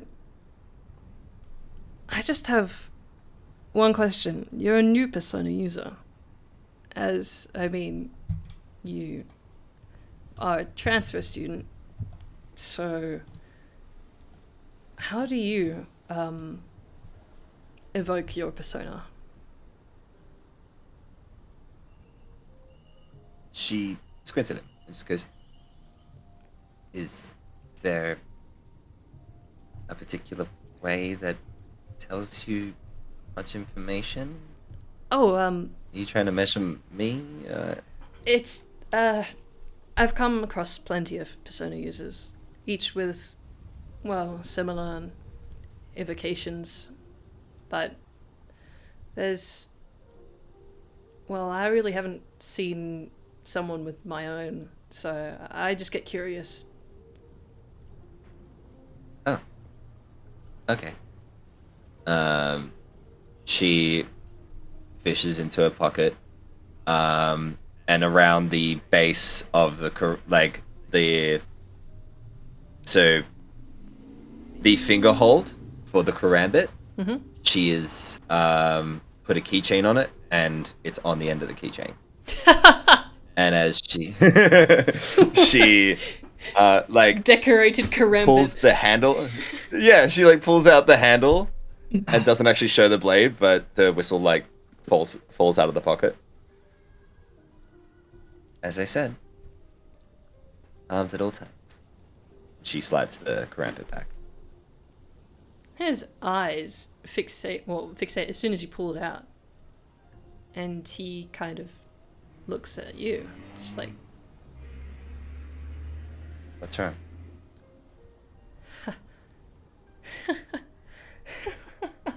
he starts laughing, and he kind of regains his composure a bit after. He's, That's ridiculous. Sky. Was that an owl? She has like steeled herself like visually, and has kind of taken a step back because she wasn't expecting that kind of reaction. And she goes, "Yes." What is it? That's just... I thought that it was completely stupid, but he pulls out of his pocket. It's in the shape of a crane. This bird whistle. She's like fixated on it. You're part of the birds too. He kind of starts laughing about Hello, bird. birds. Birds. I mean, I didn't think it was a suitable choice. I mean, out of all the evocations, a bird whistle thing. It's ridiculous. Not to mention that... She steps forward and takes a grab of it. Oh. She goes... She's just holding it in his hand, but Yeah. she's like, it's part of the birds of time. At least that's what I've theorized. Birds of... Everyone I'm like friends with, it's all of us have bird whistles, and not to mention we were saved by the legendary crow hunter. So like, you know, it's all tied together, right? You just unloaded a whole bunch of information on him. He seems to be like, taking it back. He's just like... All your friends. Lily, Your friends? Don't worry about it. Yes. Don't worry Yes, about it. yes, Peter? It's a thing. is the Birds of Time thing a Niji-Sanji reference? No, maybe. It's,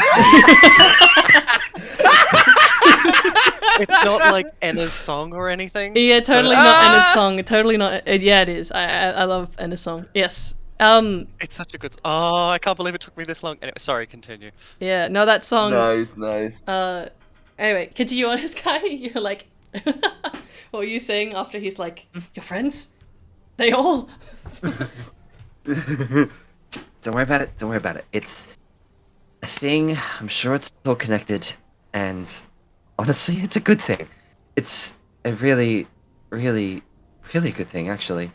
So he like closes his hand around it and just goes, Good. Well, I'm glad that we're starting to trust each other and work together. I was not expecting any of this. she realizes she's holding his hand and then backs off. He also kind of Well, pushes down and he's like, right. I have a Youth. last question for you. Can you do She like things? peeks around from behind her fringe. Can you do things like this? You see, he raises one of his hands, and you see a ball of water forms, like floating in his like above his hand. She looks at it and smiles gleefully to herself as she pats down his hand to like drop it as she quickly looks around. As the air around him gets really cold for a second and he hears like jingle bells around his head. Jingle bells, jingle bells. Like the song. Not the actual song, but like actual bells. Yeah. He gives off a smile and says, well, things should get more interesting from now on. I'm sorry that I've took so much of your time, but thank you for your information. Oh, today is actually a thing I would like to inform you of something. Yeah? Don't come looking for me particularly during the fireworks. There's a situation that will go down. I'm handling it. It's a very delicate situation. If it goes well, everything will be fine, and it goes... If it doesn't go according to plan, you'll know. You did. That sounds mighty suspicious. Are you sure you've I got promise it? no one's in danger. In fact, it's my goal to make sure no one is going to be in danger. If there is any danger, She stops talking, but he hears it in his mind. you'll be the first one to know. Whoa.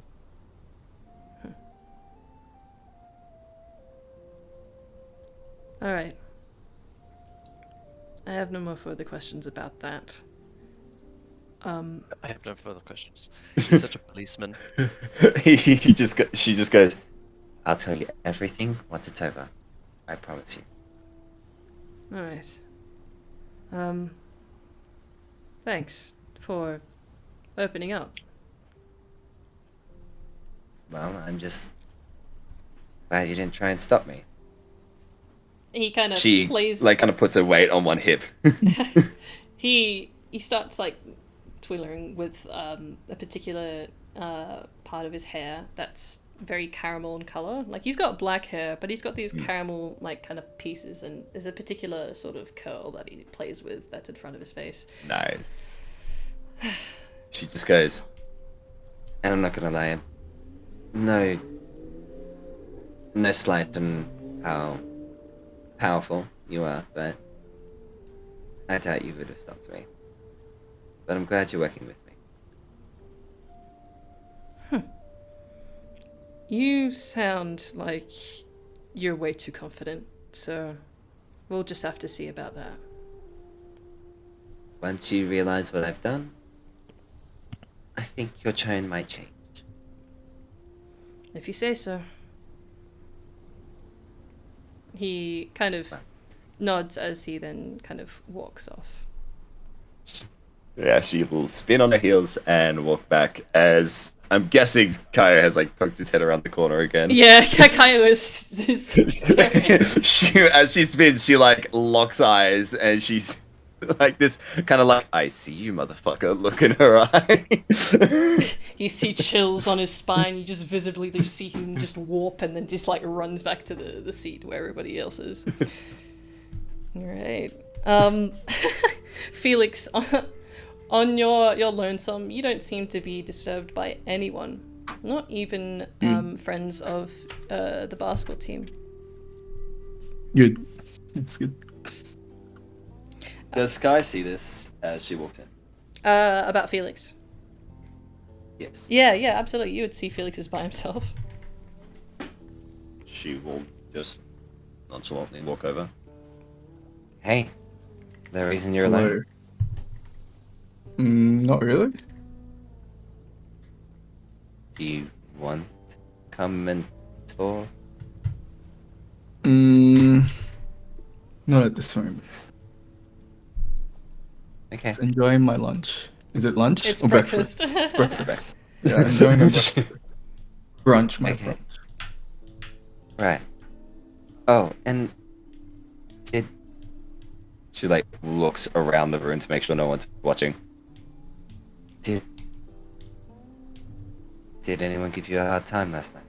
I know you said that they were suspicious of you. No, nothing happened. Okay. Just keep your wits around you, yeah?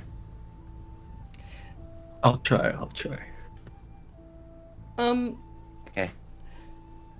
I'm going to say that with everybody's passive perception, just passive perception, there is one student that is not around at breakfast. Musk. No, It's Tori. Wait. it's Vian. Vian is Student. not at breakfast. Oh, Vian. Vian is not at breakfast. Fine. She will look down at. Feels like another curious look. And you happen to say on.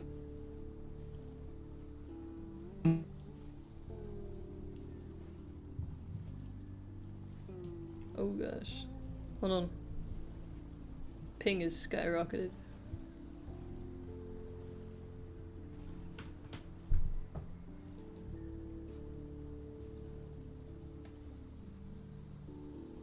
You talking about the one that's like Garth's place? Yeah. Okay. Oh, like the one that's near the end of the resort.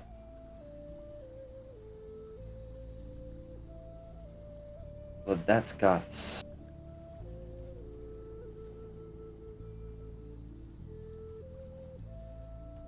Team.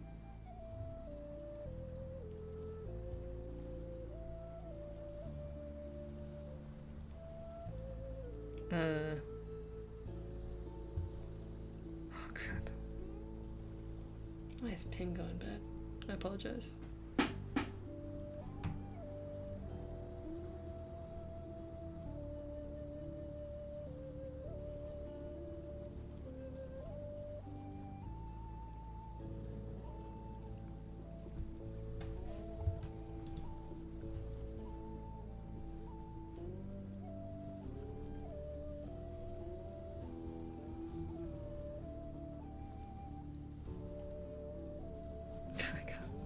Pretty cool.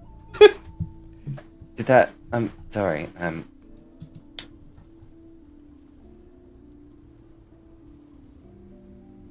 crap.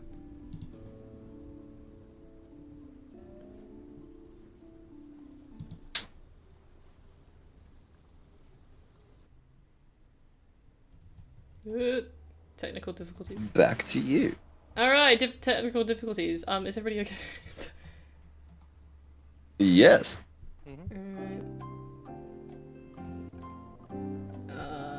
I had to switch to my hotspot. it went just like my ping went just skyrocketed. I'm like, what is going on? So the what do you call it? The recording was gonna be weird. Okay, you can do it. You can stop, Adam. Okay. Marcy, you're not. I thought we're still in technical music. difficulties. No, it's fine. Everything's fine. Just making sure everybody's running. Yeah, cool. So, Fine. but It's I fine. did. Everything's fine. It doesn't bother me. It bothers me a lot. But I do just want to know what the heck did you guys talk about with each other? It was like, Right. oh my god, you like that cabin? Oh, it's gas. Oh, that's interesting. He was looking at it. Okay. Bye. The end of the story. Good chat. Yeah, Good. will. Yeah, good Yes, you will. teamwork. Dang, for Yeah. Felix's Yeah. charisma, it's pretty low. Yeah. I mean, What? His Riz? I Yeah, don't need to use it all the time. For like, chips. non-existent. Social cues, none. It's not like it can work. It's not like it will work on Sky anyway. Yeah. Yeah. Okay, cool. Oh gosh, what was I gonna? What was next? Oh yes. Okay. Did we go skiing? Yeah. So the after breakfast, the teachers kind of announced that it's sort of free choice, and people could choose to ski once more, or snow play, or some of you could go out to the nearby town. And the other option was to also play dodgeball again.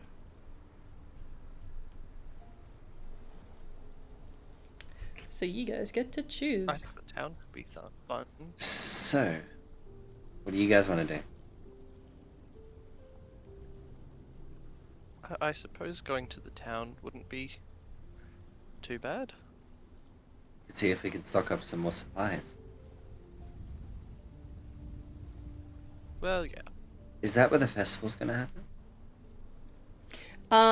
Sky, you probably asked this to I one of the believe so. teachers. Satori doesn't know the exact location, but you probably ask one of the teachers that do know, like Miss Smith, or Dr. Philo, and they would say that the festival is actually on one of the near hills, kind of adjacent to these Ah, okay. mountains. And on this hill, And if they ask, there is a long set of stairs to reach out to this hill. So you guys have to go down the mountain and then go up the hill. So it's she kind of describes it will be a bit of an arduous journey, but it will be worth it for the scenery, as this hill kind of reaches a kind of like looking out from this hill, you have a magnificent view of Tokyo.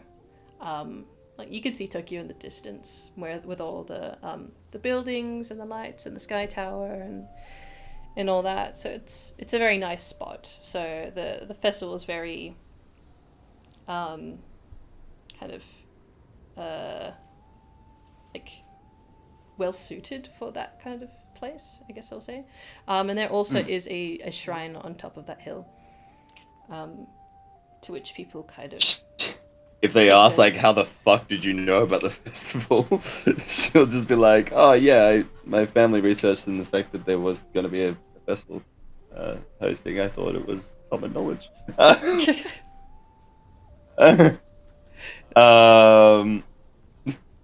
But she'll thank them and then come back. So, the festival is in a different location from the village. I have no idea where Garth's gonna bring the vice principal. It could be near the fireworks. I'm betting it isn't. It could be up the hill, maybe in the shrine. Perhaps maybe scouting out would be a good idea. Maybe if it's near the runs, we can go for another ski. She looks hesitantly before at Kaio. But not all of us have to go. He stares up. He's like staring up the mountain. He's like, I am not going there again. She gives like a solemn pat. That's all right. Haha, he Should trips on his we- feet and falls flat, sorry. He- But are you okay? She picks him up off the floor. Okay. Just one foot after another. You're not skiing right now. Damn Snow. Sorry, that was so mean. Damn Snow. So, what is the overall thoughts from everybody? Sounds fun. What sounds fun? But like, which one, guys? She's asking which one. It's a choice here. There's 3 choices. I think yes. That's God my response. fucking damn it. Okay, so I'm there's sorry, either put that we on go purpose. we go skiing, we go snowplaying, or we go down to the village. I- What would guys I like to said- do? I Go to said Green what I wanted Gots. already. I want to go down to the town. Yeah. You I What don't did want to you get say? caught in another avalanche.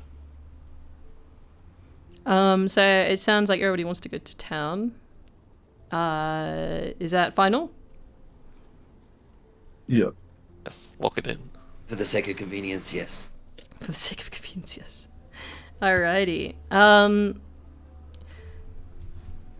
The school students and teachers kind of spend time to kind of separate into groups of who would be doing what activity and who's going to be looking after. Satori, you are led for the town, as well as the vice principal. Vice principal is going down to the village. Yes, to the town. Yeah.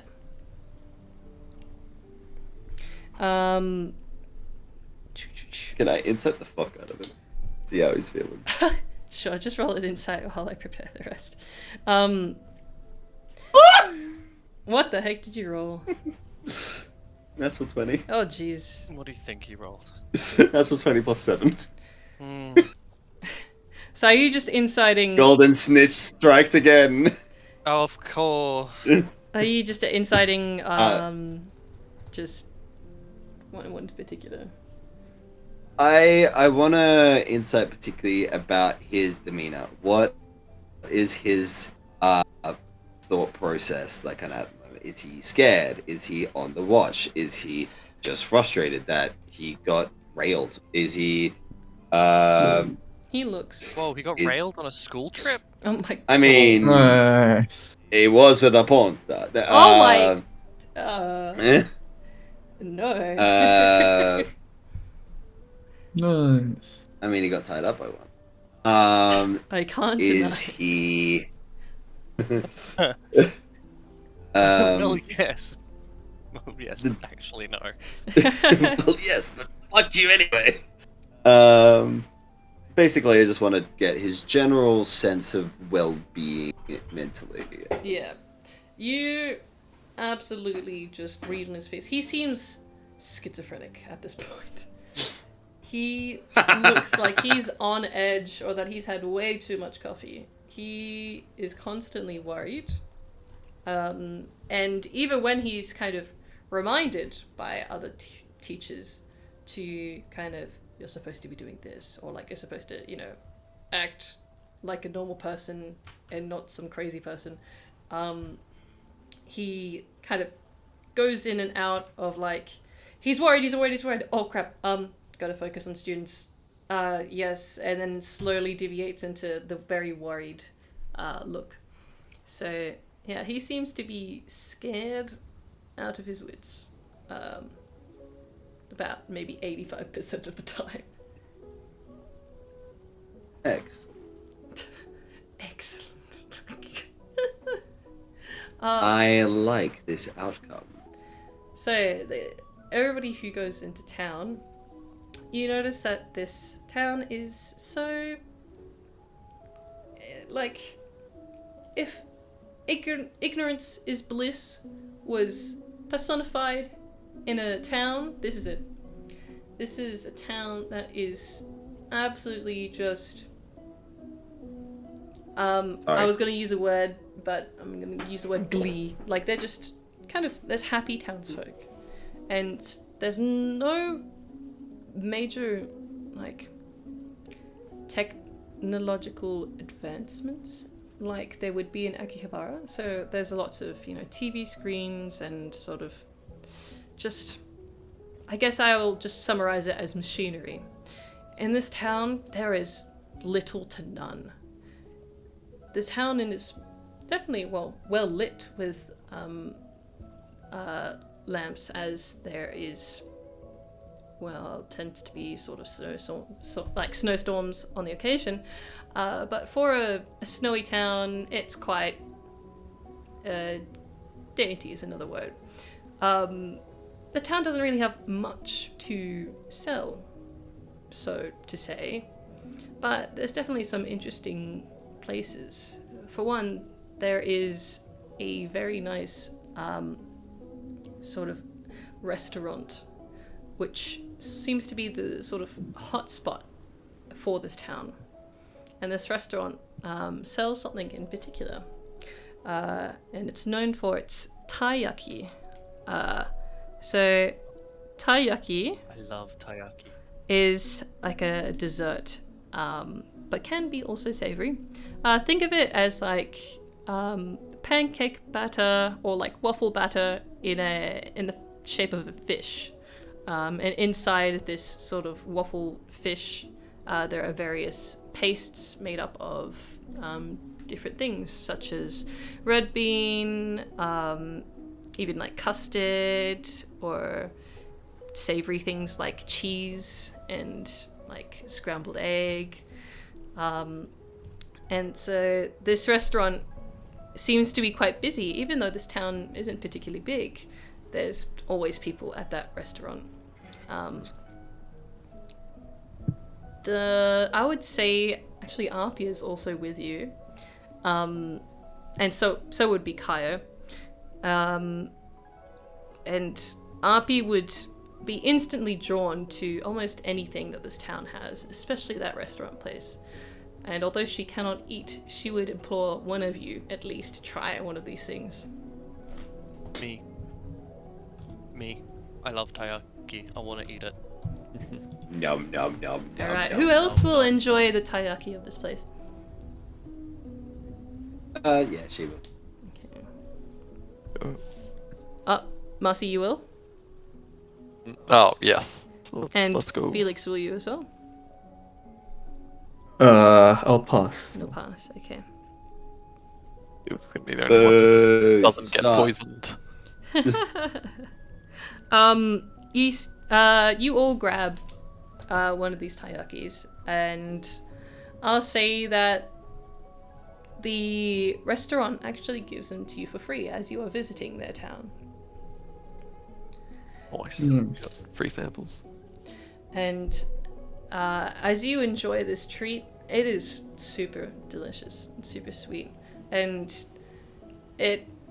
let's say, I'm gonna roll a dice. Give me a moment. One, How two, many are three, they giving four. us for free? Oh, just the one. So you could pick one of the flavors. Alright, Satori. Red bean. Obvious. Satori, unfortunately, as you bite into your one, it does burn your tongue a bit. Because you couldn't help. It's worth the pain. Yeah, you couldn't help yourself but dig right in, as it looked and smelled so good. You don't take any points of damage. I just thought it'd be funny. Ow, She's fucking with I'm in you. so much pain. I'm in so much And now we pain, go but to I the don't want to lemonade shoot stand. The duck walked up to the lemonade stand. Joking. I'm gonna walk up to them and just go quack quack, bitch. No, no. I'm not. That's me. that'd be funny. Amy's death staring me from help me please. No, this is a grave of your own. You must lie in it. I just thought it'd be funny if like Satori The had duck his mouth- walked up to a lemonade Bruh. stand. And he said, "No." Bruh. After like burning your mouth, you get like lemon into the wound. So I thought it'd be funny. Joking. Didn't. There's no lemonade stand. Aww. You do somewhere else in this town. You come across a sort of clothes store that's full of like winter clothes. Now this is a bit different from the store that's at the camp. This store seems to just have like sort of factory made clothes, while the store at the camp is more homemade. There is anybody interested in clothing, so to say? Sure. What kind of clothing? Well, they're all winter. Is there any benefits? No, these are no. This store does not have any benefits. Okay. So if we were to get something from here, wouldn't be any mechanical benefit. No mechanical benefit. Just purely aesthetic. Or if you wanted a change of clothes. She will look for scarves. All right. Well, yeah. There's plenty of scarves. Is there a type of scarf that you would like in particular? Honestly, she's looking something that will be kind of reminiscent of this trip. And she's looking for throughout the entire thing, not just in this store. She'll look for like small, tiny little, I guess keepsakes you could get. Yeah, like knickknacks. I mean, that's definitely a thing that yeah, with the festival would definitely have. Okay, cool. I'll save it for the festival Yeah, then. but do you want to get a scarf? Yeah. Great. Well, you can describe the scarf that you get. Actually, I'm happy for you to describe what scarf it is, as long as it doesn't have any other functions other than just scarf. And that will be $30. Sure thing. Yeah, she'll do it. Wonderful. Is anybody else going to buy anything just for pure want at the close? Speak now, or forever hold your peace.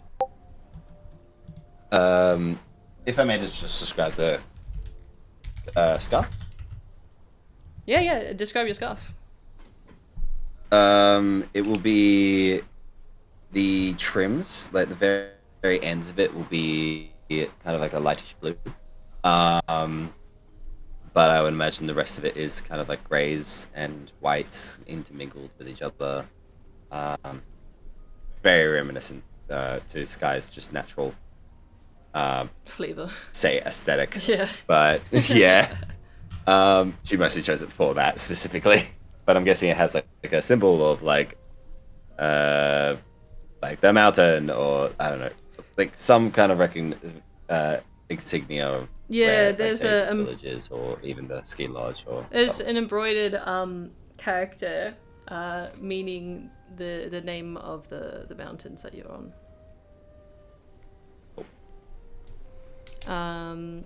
yeah, that's it. Clear. This Keep in mind this is the only warm thing she's wearing.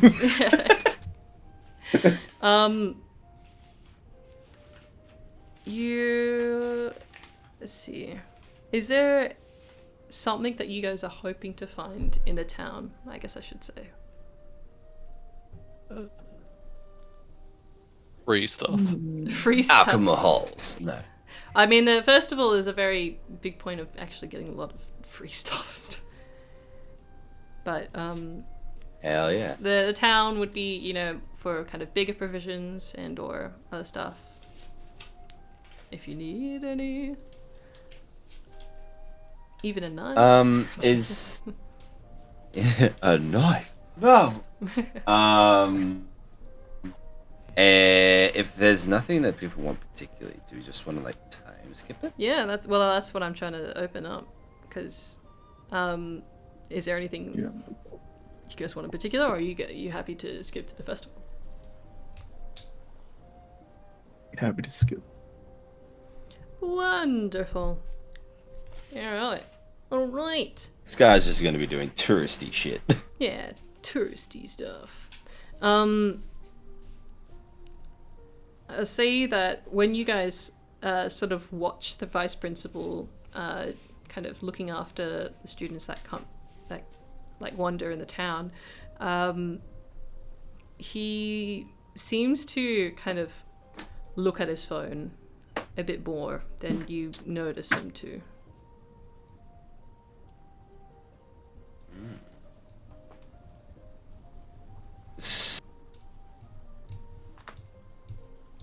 Is there any way I can like sneak a look? Can I roll a check or something? Yeah, you can roll a perception check for me. I mean, he is kind of tall. Perception. Yeah.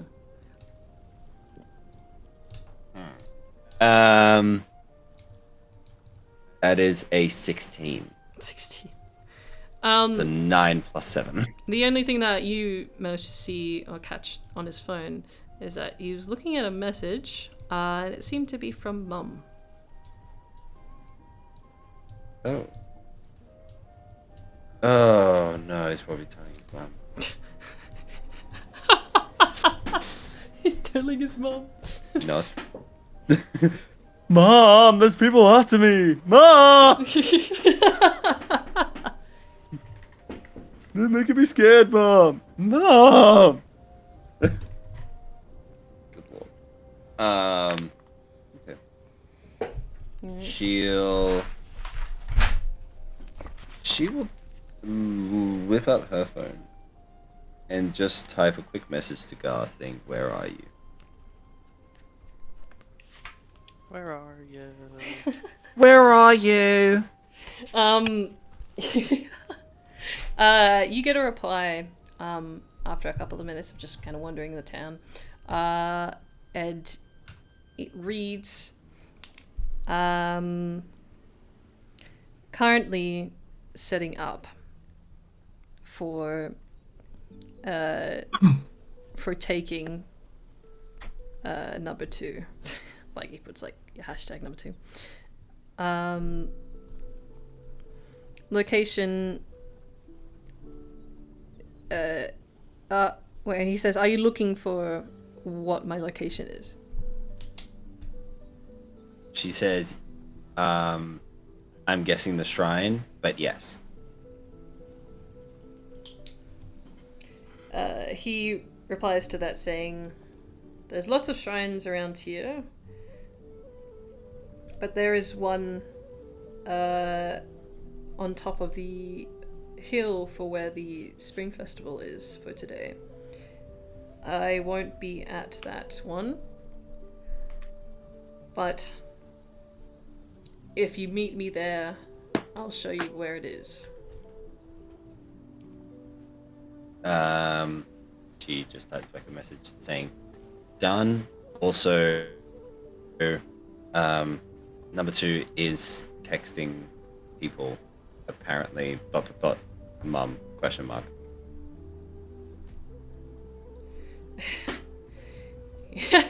You'll see him just reply with like ... Better not be anything about us. She'll just text back, "I thought you were on top of this." I don't do phones. That's Uncle's job.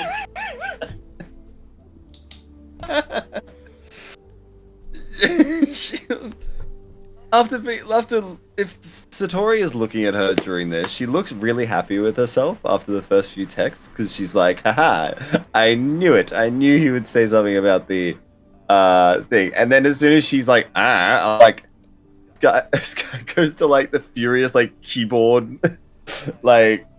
keyboard warrior, like looking down at the type and just furiously typing away. Yeah. She just writes like a paragraph and then just deletes it. She goes, later.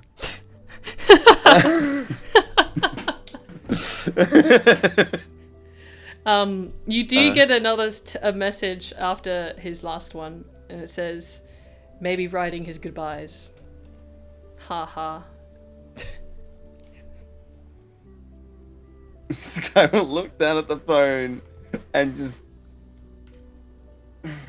to breathe outwardly and go, probably a good idea, but remember the plan, please. He sends a thumbs up. She outwardly sighs. Alright, festival time. I'm going to... Oh, I can't change the music. Marcy, can you change it to the middle one? Thank you. After this ads. I heard knock knock.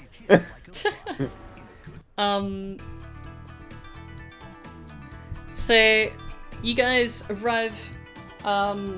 It's become sort of evening at this moment, and before everybody walks towards this hill where the festival is held, the camp actually offers you all traditional garments to wear for this particular festival.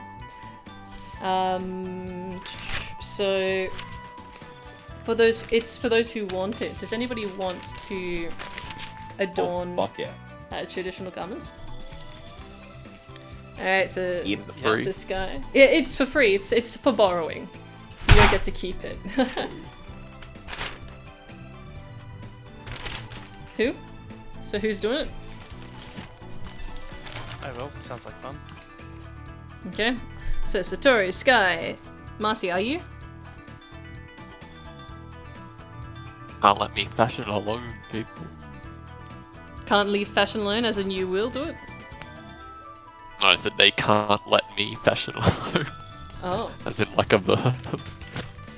As in, he's not doing it. he's not doing it. Right, so. So confused. Felix, are you going No. to... I mean, I'll. Yeah. No. No, Felix is not. So wait, Marcy, what was your final answer? No, I said I'll do it. You will but, do it. You know, Oh. Team effort. Okay. Team building exercise. Yeah, I'm gonna say that Mickey has some persuasion into you doing it. So only Felix. And I'm gonna have to roll for Kyle in this. I have no idea. Whoa. It's actually... You guys get to decide if Kyle does or not. He's letting you guys choose. She'll just go, come on, part of the thing. He will grin and bear it, and yes, we'll get dressed into this stuff. I'm trying to find where the heck are my notes that I have describing these garments. Where is it? She'll like, you go, Us, we're not going to be around the festival for long, so we may as well look the part. He just sighs as you speak about it. Don't acknowledge the niceness of these things. Where is it? Am I missing? By the way, who's coming with me? Is everyone coming with me? Coming with you to the shrine. yeah, this is more of a question for everybody else. That's you guys. Yeah, you talk about that. I'm asking everybody else. Yes, I'm coming. I'll come. Yeah, I'll come. Okay. He knows I'm a part of it, but I have insinuated that I am working with some unidentified people at the moment. He hasn't seemed to connect the dots just yet. So maybe throughout the festival we can grab masks for you, and just to kind of keep you guys hidden. I'm not saying you guys don't want to participate. I just want you guys to make sure that if you want to keep your identities hidden, you can.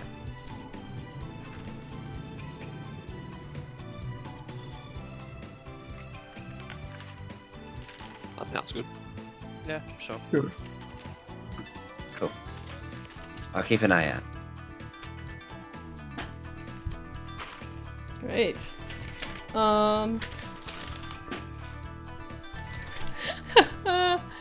That's Wednesday. Where the heck is my Friday notes? Oh my gosh. I'm actually... Oh my gosh, I'm stupid. I have like a notepad and it was like flipped on the back, like just not visible. All right, here we go. All right, okay, so for all the girls, so Marcy and Sky, yeah, and why not? RP will join in this fun, but Okay. you'll notice that you guys actually are given like rental kimonos, and they can be of any color that you like, but they all have a very kind of uniform pattern, as in like the same pattern is kind of on all of them, but they just have in different colors. For Arpy, she is only half wearing it, as she feels very uncomfortable with how tight these are put on. Now I will say that since you're wearing these kind of nice stuff, it won't restrict any of your movement or whatnot, because that's just kind of mean. For the boys, you guys get Monsuki Hakama. So you get like this sort of the baggy pants and like nice robe look. And they can be in any assortment of like block colors. Typically complementing with a darker shade in the pants. But Felix, you'll be just dressed in your own casual wear, as far as I'm aware. Yeah? Yeah. Yep. So at the festival, you guys have a long walk up this hill after easily walking down the mountain to then up this secluded path. You notice that there are a couple shrines that are along the way, like a sort of a miniature shrine, if you would, like some statues that are undercover along this path. And you see the bright lights of lanterns and the sort of cheer of people having fun on top of this hill. You hear music playing live, and you see a mass of kind of these market stalls that so many delicious aromas are just kind of wafting in the air as you arrive on the top of this hill. And this festival is full of people dressed very, very nicely. On the occasion, a few people dressed in sort of casual wear, but it seems that everybody's dressed up and are just enjoying the festivities that there are. You see Festivity. you see that snow starts to actually gently fall, but not super hard, just kind of gracefully falling, kind of adding towards the sort of cozy atmosphere that this festival has. You notice immediately, you know, friends of yours and also students that you know of just immediately just run out into this festival, and they all put themselves into sort of their friend groups. And you see just the teachers kind of panic for a moment until they realize that there's no real harm of where the kids might go, that they'll just have to enjoy themselves, and they probably won't go anywhere else, as, well, this place is quite secluded. So, you notice some of the teachers kind of branch off in their own little groups, as some of them seem to be like quite good friends with each other.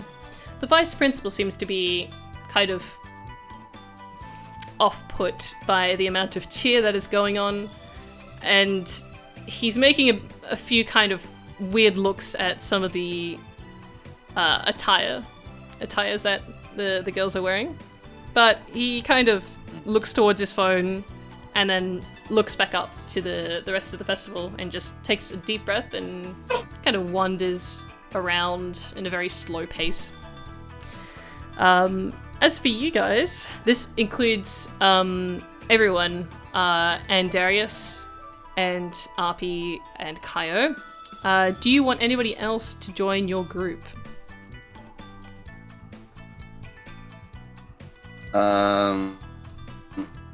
Is Charlemagne with us? Or like Charlemagne around? Charlemagne is definitely around. Where's Chloe? Sorry. Oh, for fuck's sake. Chloe would be in her own group with Erin and a couple of other of her friends. Aaron. Damn. Aaron Yeager. Sky will give like a look towards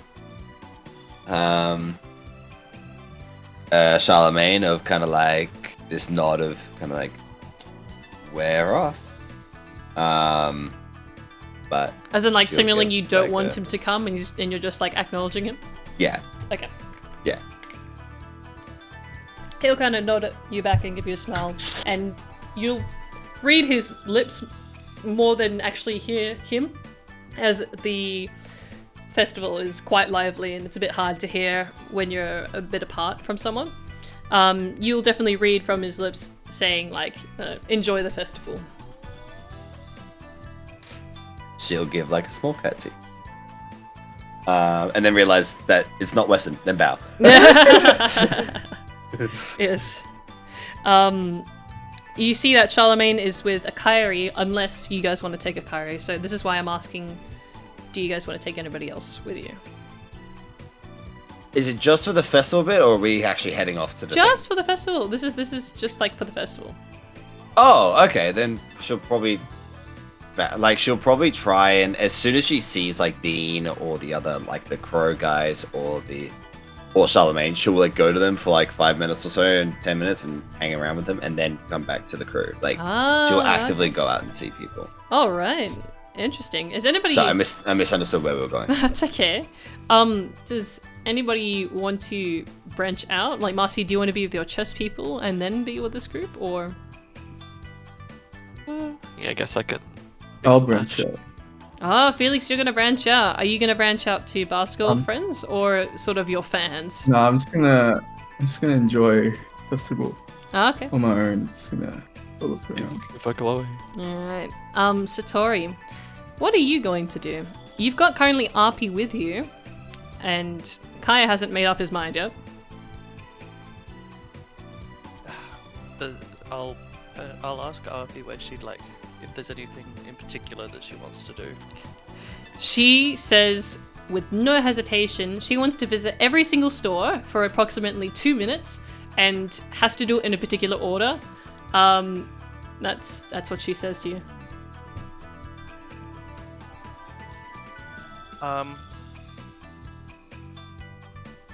Have fun. Sorry, could you say that again? Arpi wants to visit every single store in order and be at every single store for at least 2 minutes. Hey, I will do that exactly then. She will pull you away as she's excited by all these flashing lights. As for Kaio, he's just probably going to stand in one spot, or at least linger at a stall for like the entire time. So basically, I'm saying that Kaio's sort of like a point of reconvening. If people are tired of, branching out for people, he would just be in the one spot and easy to find. Coolio. So, at the festival, there's a lot of things you guys could do. And you guys are kind of blessed with a lot of free stuff. especially to you guys as students of the school.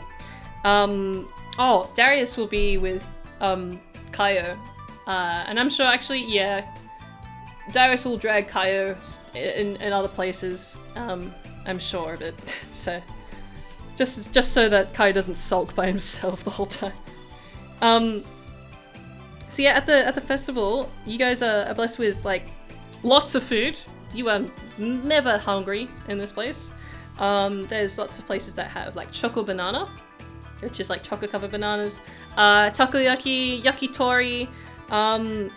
If you guys don't know what any of those mean, you have octopus balls and fried chicken skewers, which is really nice. The fried chicken, well, it's not fried chicken. It's like chicken barbecue. It's kind of grilled. Almost. Yeah, it's grilled chicken on skewers. But also there's other various meats as well. There's a mochi stall, which is very colourful, rice-made desserts, very chewy, and also like sweetbreads, like sort of the equivalent of like a very fluffy bread that's not like super dense, but like it's just actually more like a cake. There's also fairy floss. Dang, there's lots of places. But you're probably looking for what can you get in terms of like items and things. There's lots of places for souvenirs. So the types of souvenirs that you can find at this festival are fans and masks. And there's also like children's toys, like balloons and like cars and stuff. But the sort of, I guess you would describe as like sort of traditional side would be the fans and the masks. Who wants what? Who wants to get stuff from these places?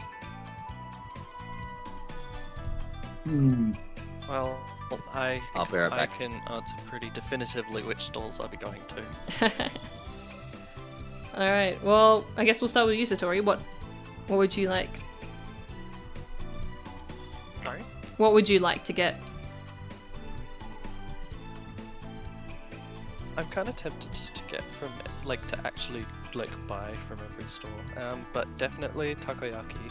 Oh yeah, I mean, the food is kind of a given, but in terms of the souvenirs.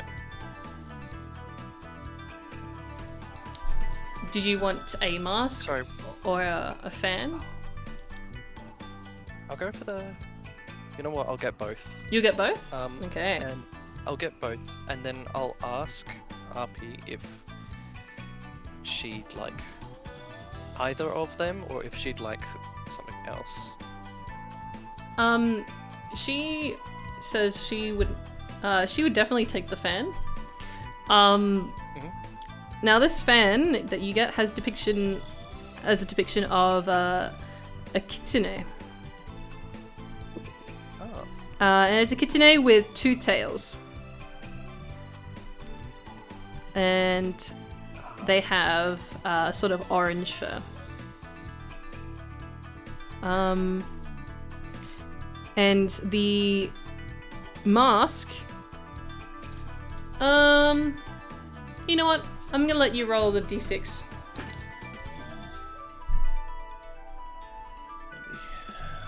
My dice somewhere.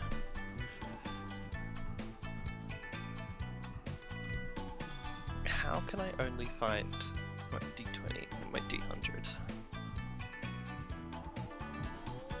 me a second to go grab them.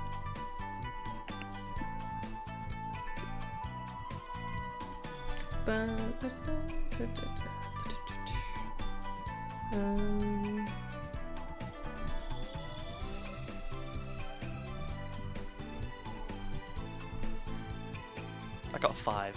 You got 5. Oh, you got a Neko mask. So you've got a cat mask, so to say.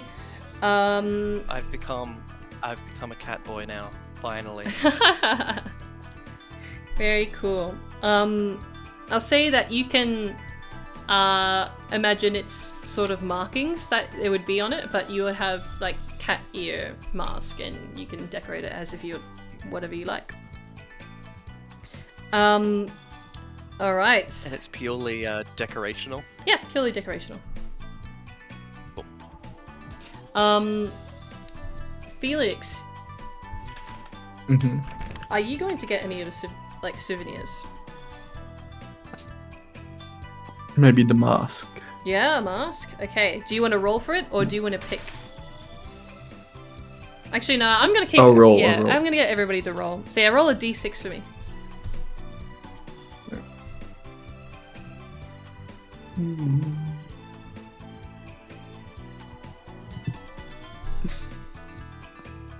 Two. I got 2. You got 2.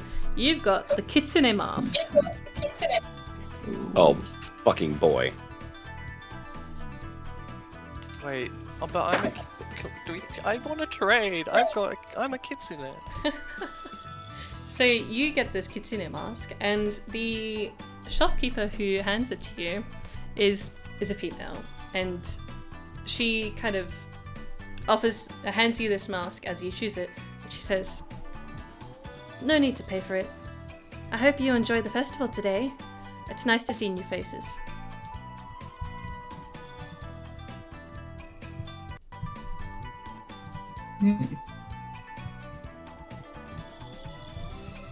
Do you say anything back to her, or you just walk away? I just walk away. Okay, cool. Alright, the next person. Marcy, do you get any souvenirs? Give me the mask. You want a mask, okay. I got a 16. Oh, it's a d6, just a d6. Was it just... Okay, whoops. What's my... Oh, the regular one, isn't it? 4 then. You get a 4. Ah, you've got the mask of the Kappa. Ah. So do you know what a Perverted Kappa mask. is, Marcy? I mean, Mark? Yeah, I've heard Leonardo. the... Yeah, it's a sort of kind of water turtle like monster. It's a very well-known folk tale creature of Japan. They steal the organ that lives within your butt that houses the soul. Some people will call that a rectum. Okay. Well, no, there's their whole thing is that, like, well, where they came from was that, like, the Japanese thought there was a soul just inside your butt. Well, that there was an organ inside your butt that housed the soul, and they were like, huh, all of these drowned bodies that look like they've had something removed from their rectum. It's the work of the Kappa. Aye. That is the part that I don't really know. I didn't know that. Ah, okay. Yeah, well, yeah, because drowned bodies apparently their butts look like they've had something taken out of it. Usually because they actually have. Because of the gas escaping. Well, yeah, that's why they were like, so this shit was taken out of here, literally. It was obviously a Kappa. Damn. All right. Well, that's Marcy. Do you want any other souvenir, or you just want the mask?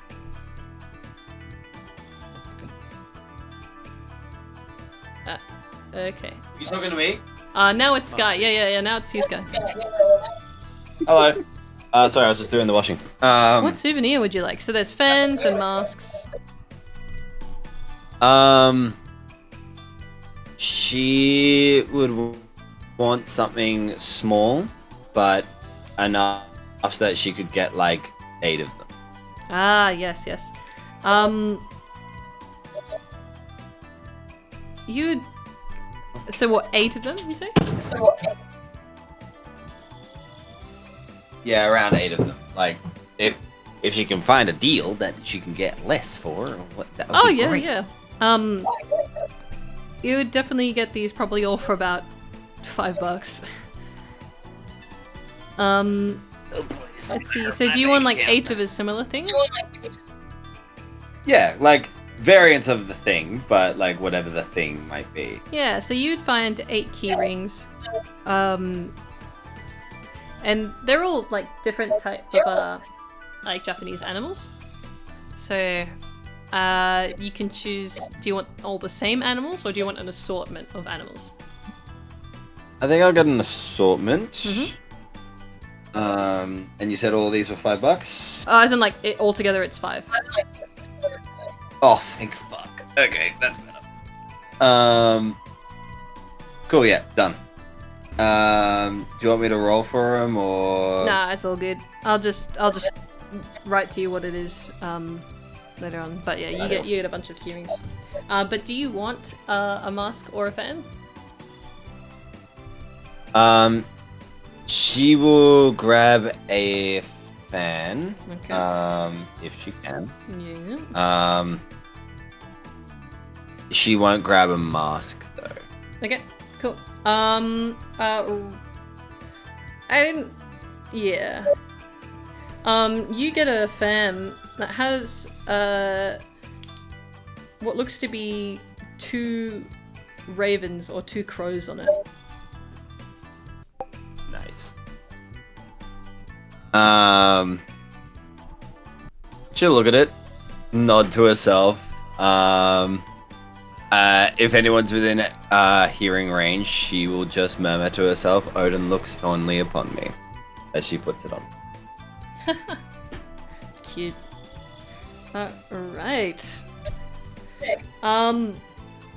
Towards the kind of end of this festival, there's a big kind of music number to which almost all of the townsfolk gather into the center, which is just out of the front of the shrine that's on top of this hill. And in the out in front of this shrine is a sort of a float, I guess you would probably describe it. It's a sort of paper mache made sculpture of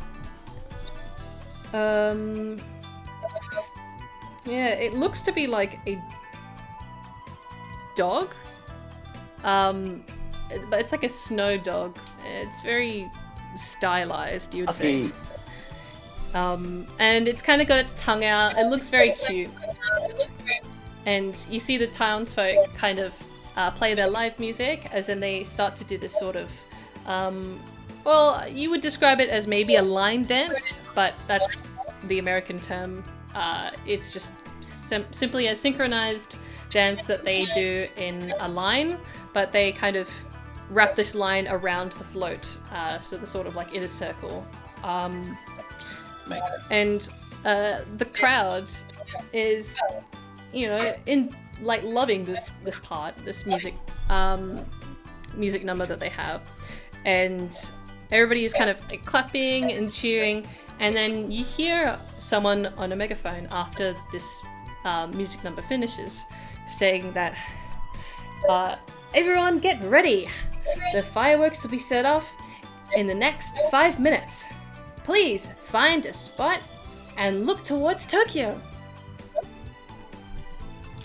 That's our cue, guys. She will open the fan, and as she turns a corner, she will shift back to the form that she took yesterday. All right. That is pretty cool. I want you to... Who is stealthing right now? Why are we talking? Sorry. We're going to go see Garth.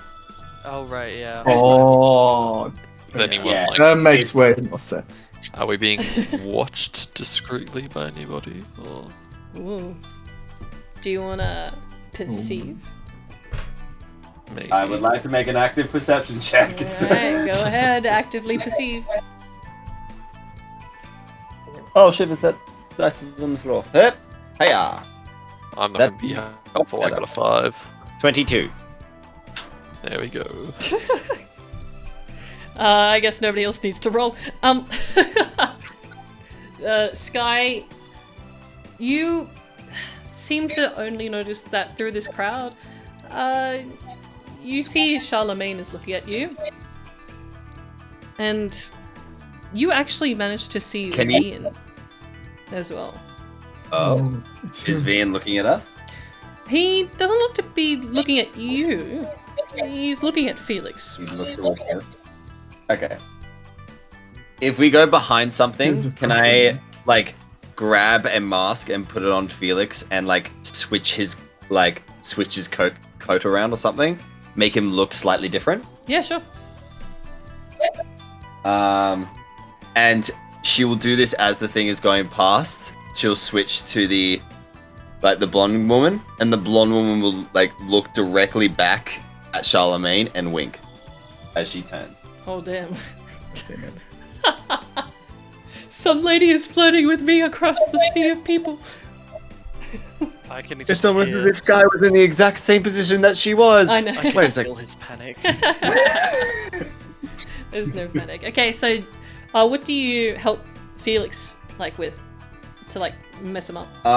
If there's like a tapestry nearby or something that was a completely different color to what he was wearing, she will like grab it, swing it around him, and in that kind of blur of motion, do everything that she needs to do. All right, I just wanted you to roll a stealth check for me. Just want to see how Sure. if anybody suspects anything.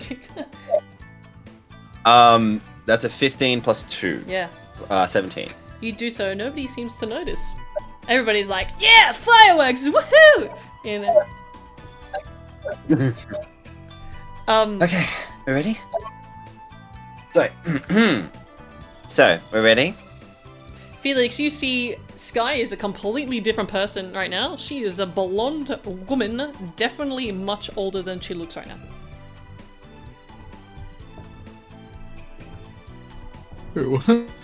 All I wanna be is someone who gets to see a different woman. She looks at the rest of you.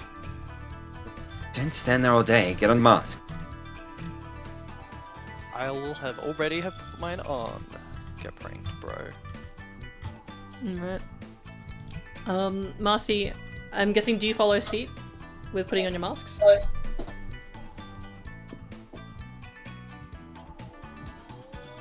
See? Oh, I'm sorry, I didn't quite catch that. Could you repeat it? Do you follow suit and put on your mask to kind of disguise Oh, yourself? yes, mask gang. Cool, cool. I will say that Darius is also with you and wearing a mask, but I'll let him roll what mask he gets. But he will be wearing a mask and following behind.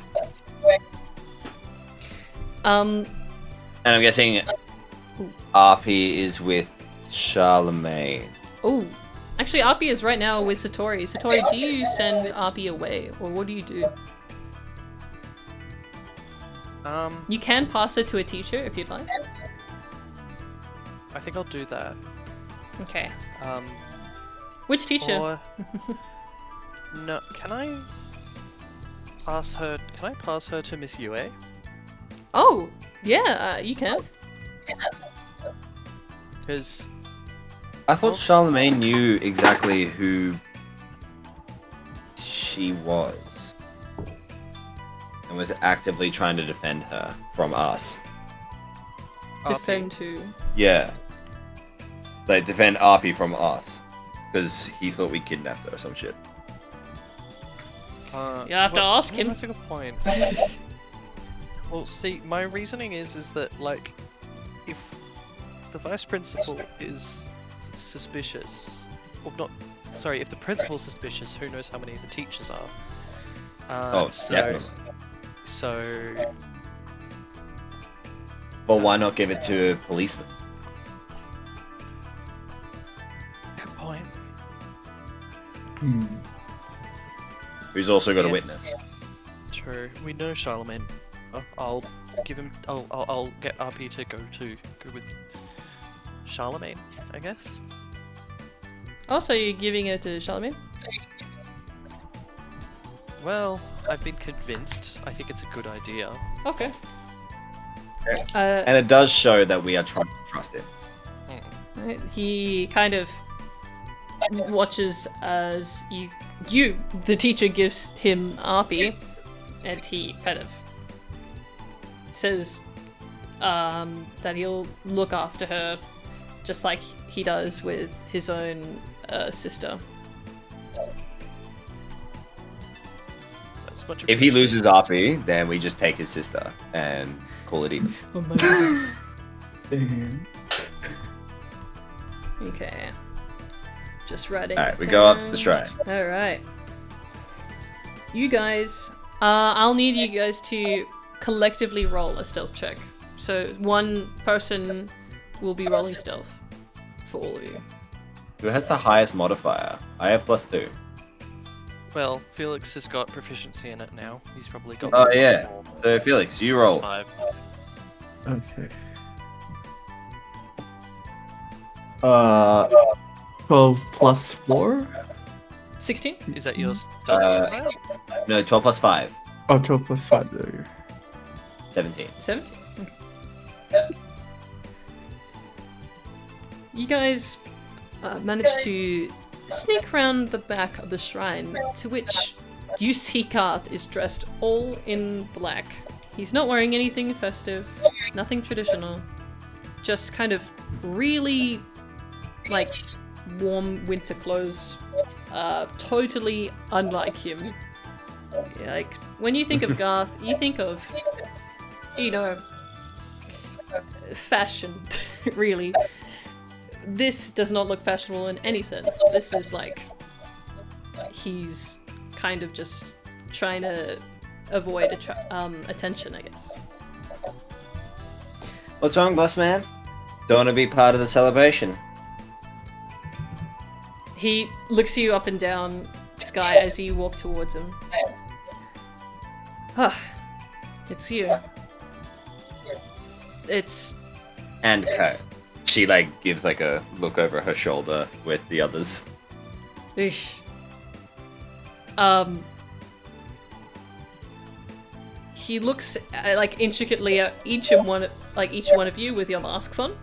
I'm gonna say Caillou also has a mask on. I would hope so. And you hear Garth just say, Caillou's not one of these, right? She like raises an eyebrow. I told you, once everything is done, we'll know to trust each other. I'll let you know. But no, Kaio's not here. You hear Caillou cough in the back. Garth kind of like raises his eyebrow. Alright, okay. Well, if you must come quietly. It's just a bit down from here. You've already got him secluded? She starts like cracking her knuckles. Well, he turns to you and says, I haven't taken him yet.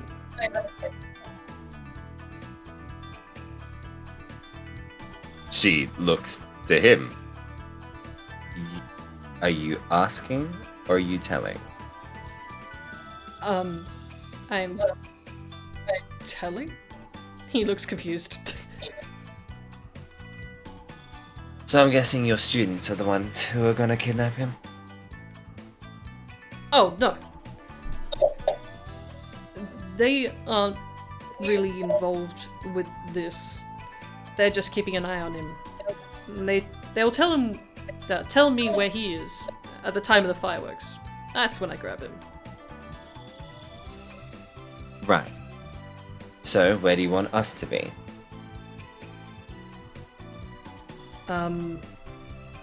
Well, do you all To have to complete be the there? thing I need to complete. To complete the thing I need to complete, I need a secluded zone.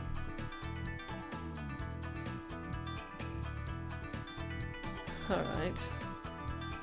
Well, I guess you could stay there and wait for me to come back with him.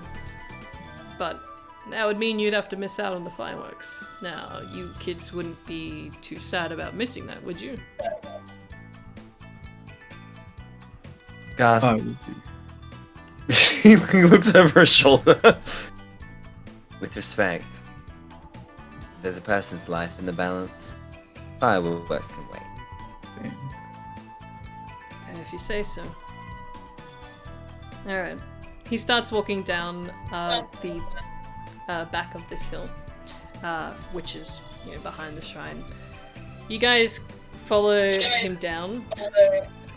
It's not a very clear path, but it feels that this path that you're on has been trodden on a few times.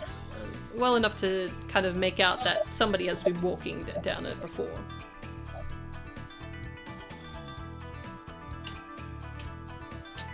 I thought he said for us to stay there. Oh, no, he was going to take you to the place where it is and have you stay there. Okay. As we're walking, she'll reach her, kind of look over her shoulder. She'll direct this towards any of you guys. I would advise spreading out. We want to make sure that we have people to look out, not sneak up on us. We want to control how many people witness this. Sky, when you say this, who's going to stay watch?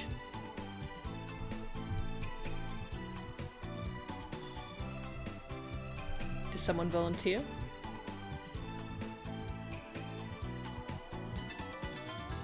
I don't have very good perception, but I can do it. Okay. If nobody says it, I need Kaya someone will. to guys. If nobody does it, then Kaya will. Okay. I can, given that Kaio is supposed to not be here. Well, that kind of defeats the purpose, actually. So you either are inside where the things will happen, or you're outside watching. Yeah.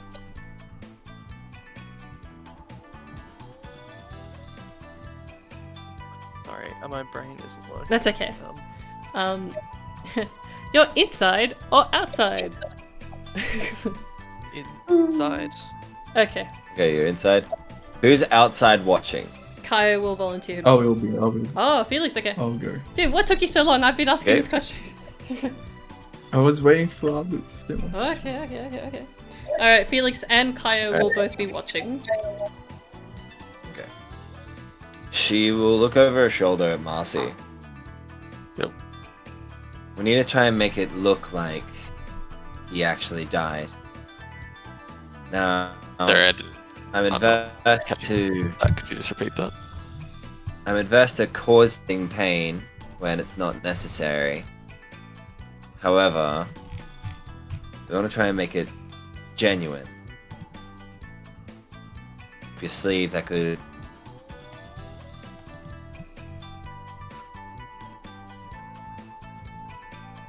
Very good question. If you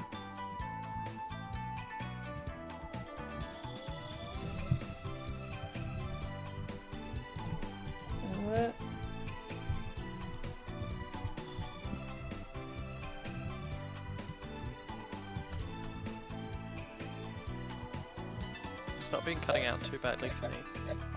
At all, really. I mean, let me just move volume. I'll turn- the spells that would probably help in this situation is prestidigitation or minor illusion. I'm 70% sure I have prestidigitation. Cool. Because you can oil what you soil it with baked blood. I soil it with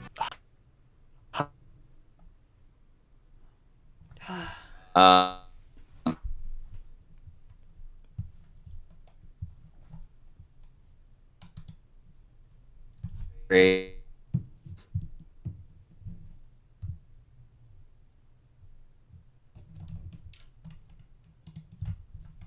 Wait. Hold on. Does Darius have it? Hold on. Sorry. Sorry, technical difficulties. Just no, my Wi-Fi is just not working, so I keep having to use my hotspot. Sorry. You didn't pay the internet bill. I don't know. It's just suddenly stopped working. So and I didn't want to break the flow to investigate. Ah. So you were asking a question about Darius's spells? Yes. Does he have minor illusion? Yes, he does. Okay. Can I ask him to make fake blood on the floor Yep, when we're there? he will do so. Easy. Cool. I'm guessing we get there. Yeah. I'm guessing we get that. Yes. Why isn't the music working? Hold on. Let me just leave activity and come back.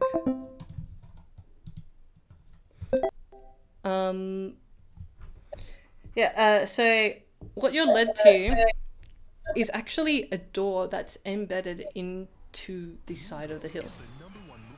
And when Garth opens this door, it's a very dank, small, like, space that looks completely, like, abandoned, like, very, very unused.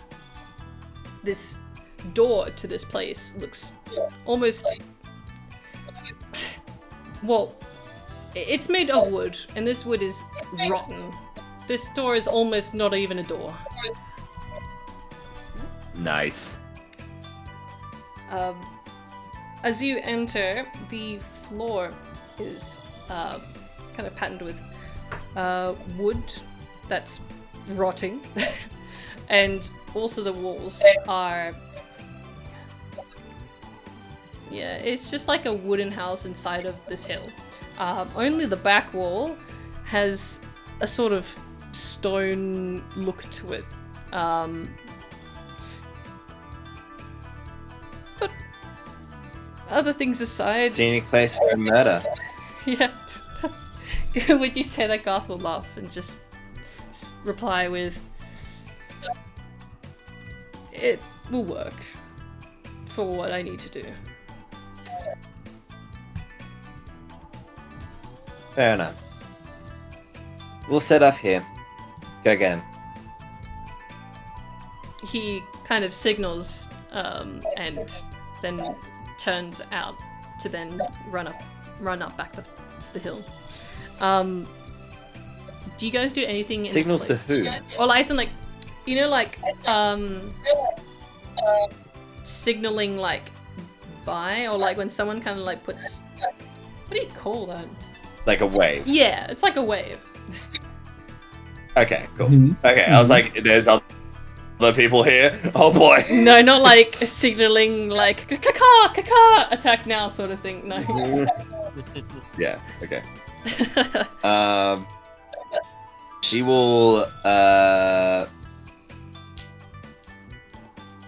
a precaution, she's gonna burn 2 SP to cast Clue. So she can identify any footprints that have been placed in the last...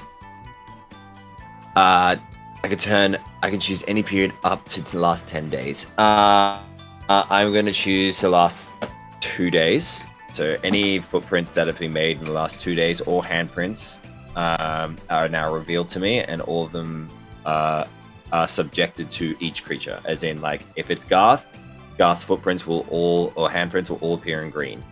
Okay. If it's me, they'll all appear in blue. Or sequential. Each and every person has their own individual color through this spell. Right, I see. This also does reveal any invisible creatures in this range. It can't reveal them, but it reveals their footprints. Right. You just see a lot of Garth footprints around the place. Yep. But you do see another set of footprints by the door, the doorway. That aren't any of yours, or Garth's. But it's like someone stood in the doorway. Like they didn't enter the room. Inside? Oh, didn't enter. Yeah, like they stood in the doorway, like didn't enter, but you could see the footprints on the wooden floor. Okay. For everyone else, like her eyes have just started like doing that kind of glow in her iris, and it's like completely like glowing neon blue as she's looking around the room. She blinks and it wears off. Alright, we're mostly clear. Let's set up this place. I want to make it look like there's a bit of a struggle. In essence, the plan is that we fake his death.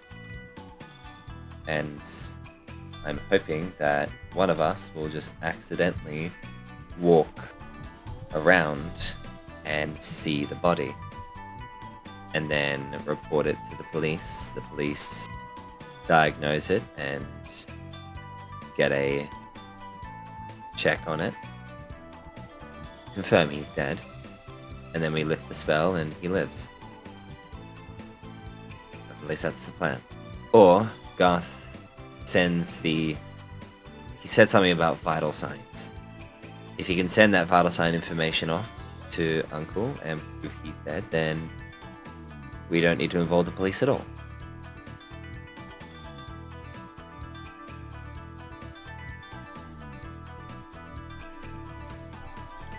Marcy, you and Satori are the only other people in this room. Do you talk more about what Sky has said? I nod silently.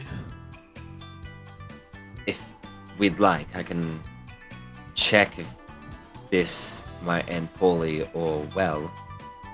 I have a ability that I can use to kind of sense whether our next action is going to be Oh my gosh. particularly useful. Really? That sounds handy. You can just do that all the time. I mean, technically, yeah. I just need a minute. Oh my gosh. Yeah, go for it. You do you. I will cast Augury. No. Okay.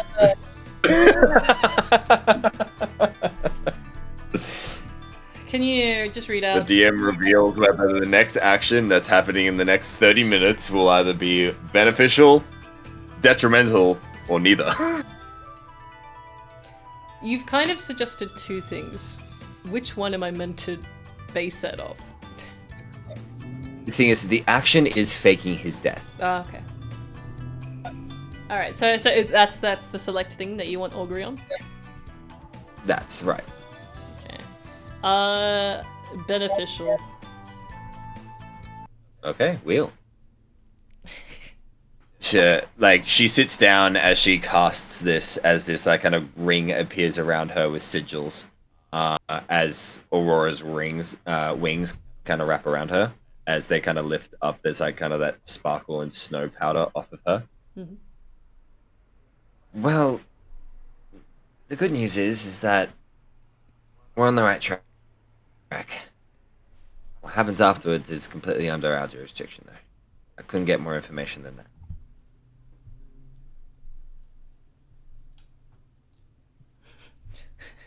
Thumbs up. I mean, I say we go with it. Okay, We're in too deep. Teach? Yeah, I think it's a good idea. It's unfortunate. I don't agree with it, but like morally, but I do think. Would it's you the rather right him step. die? Yes. No. Anarchy, That's why I said- anarchy. That's why. If you had let me finish, Sorry. I say you would have heard me say, no, not you, Lily. I was yelling at Sky. That while I don't agree with it, I understand the necessity for it. Okay. Well, it's the only way I see that he's gonna live without us picking a fight. And if we want to pick a fight, I can do it. No, the less fighting, the better. Okay. She's going to start ritually casting feign death. Oh. Wait, you can start it without the body being there? Yeah. What? I just need to touch the body at the end of it. Oh, okay. Alright.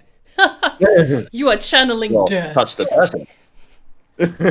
Literally, if I may describe, the fact is it kind of does. It looks like she's just drawing a sigil in the dust of the room, and just black ichor starts like pouring out of it and like collating where she draws the sigil.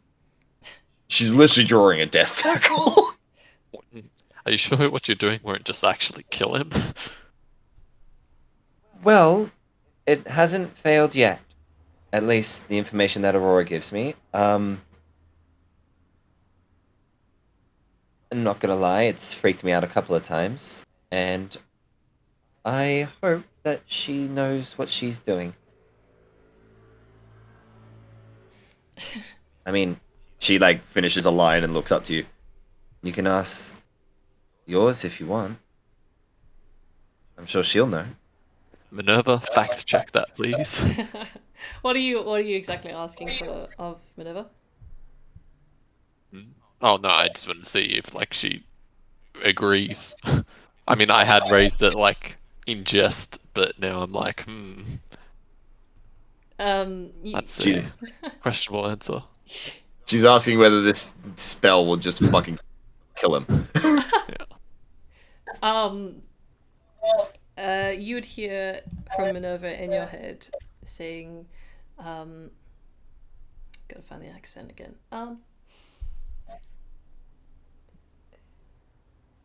It was Irish. No, it's not. I trust Aurora. Believe in her, and things will go good.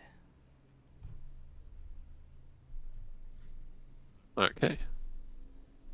Never gives the seal of approval. She's like stopping in the midst of the ritual, like to look at you as you're like getting talked to. Okay. She continues to draw the circle. Very good. Felix, you watch as Garth kind of rushes past you to go up to the past the shrine and into the festival. And you hear the chorus of people at the festival start counting down from 20 as you then kind of brace yourself, as you know that there will be soon fireworks, probably at the end of when they are counting.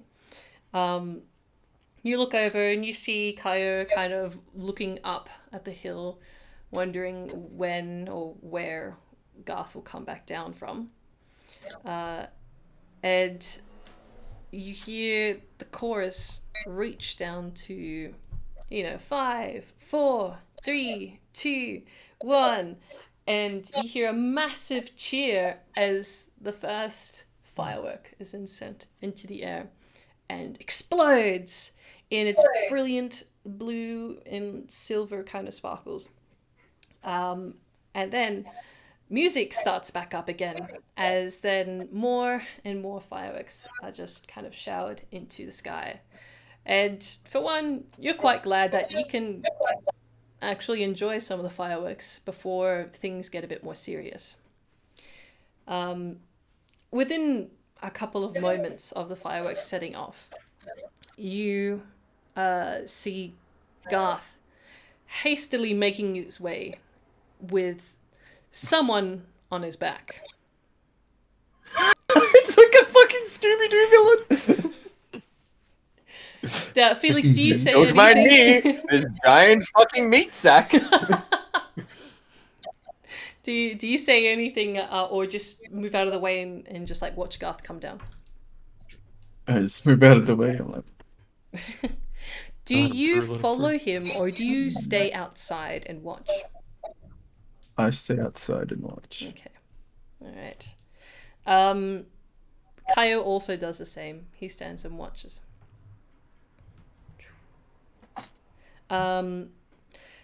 You... Wait.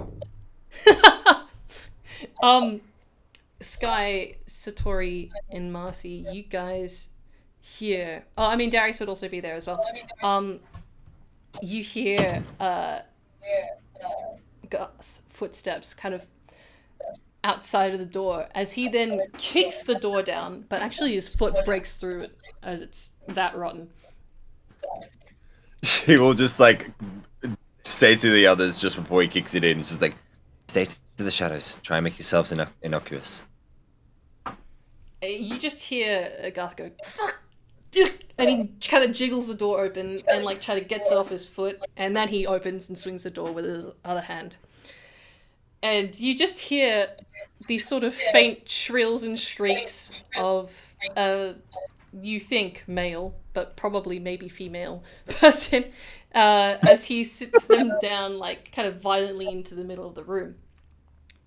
And you hear this person kind of just cry out in pain as they are thrown to the ground. And he exclaims, "I thought you were done with me. I told you everything." He kind of hides himself shield. behind the eyes. Is there like a mask on him or something? No, there is mask on who? The person or Like, is there like a hood or something over his head or whatever? no?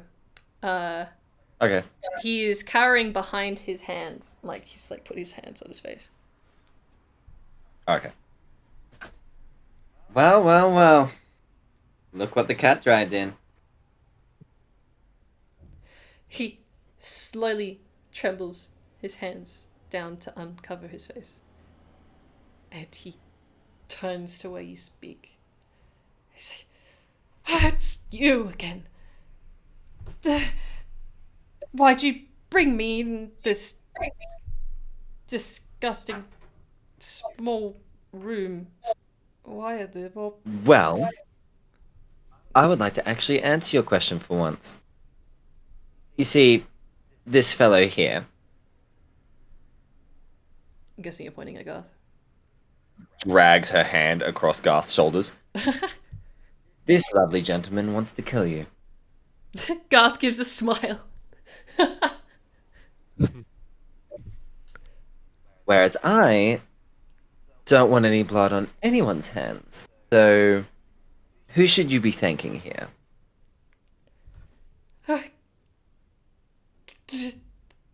The gods for me. I'm not dead yet. What? Who am I meant to say? I don't even know who you are, or this behemoth of... Does it matter?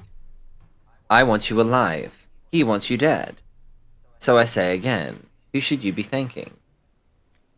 Mean Girls is the #1 movie in the world. It hits like a bus in a good way. I mean, if I wasn't here, he would have been done with you already.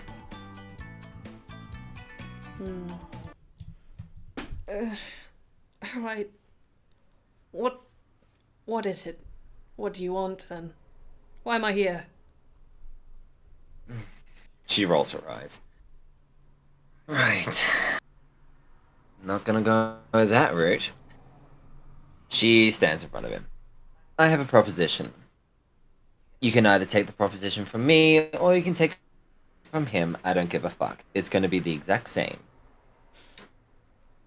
You either die here, or the better option, you live. But you do exactly as we say. And she, puts a hand on his shoulder and leans in. And you disappear. But what of the school? That's the thing. You've been poking your nose in the wrong direction. Either you die, or you disappear from the school. It's as simple as that. Don't. Surely the other teachers would care that I would to disappear. She pulls, she runs her hand through the hair and then starts pulling it. It's not about that anymore. You have a simple choice in front of you. I am offering you life. He's offering you death. Choose. Don't.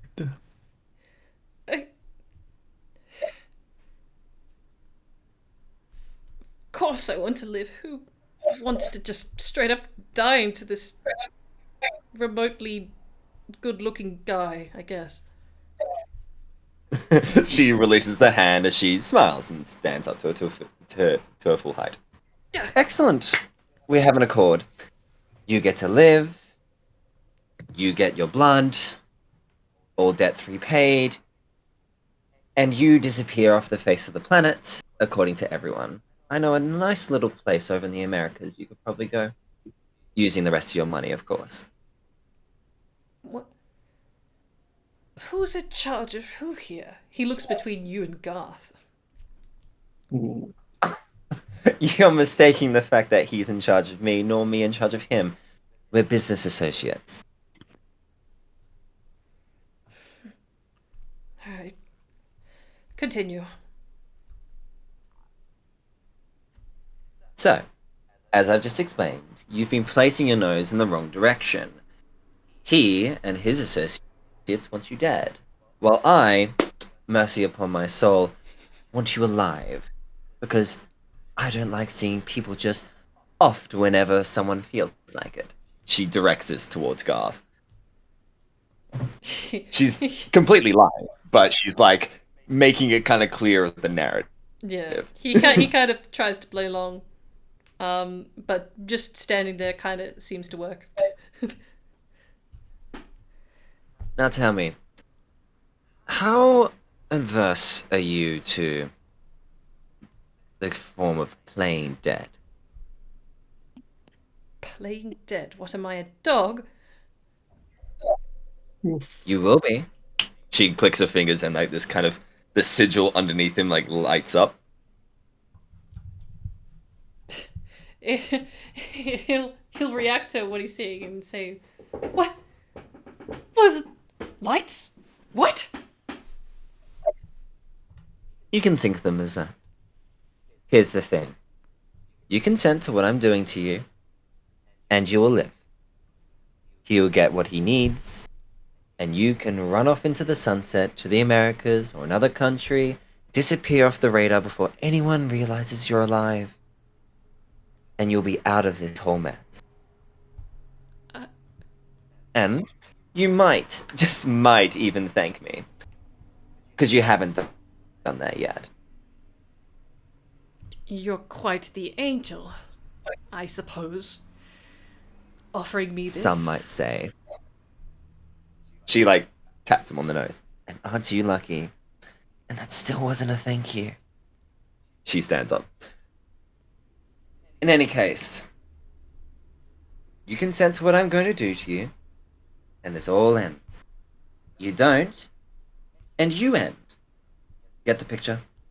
Yes, you've made it clear. Excellent. I just wanted to make sure everything was on the table. Garth, stand back.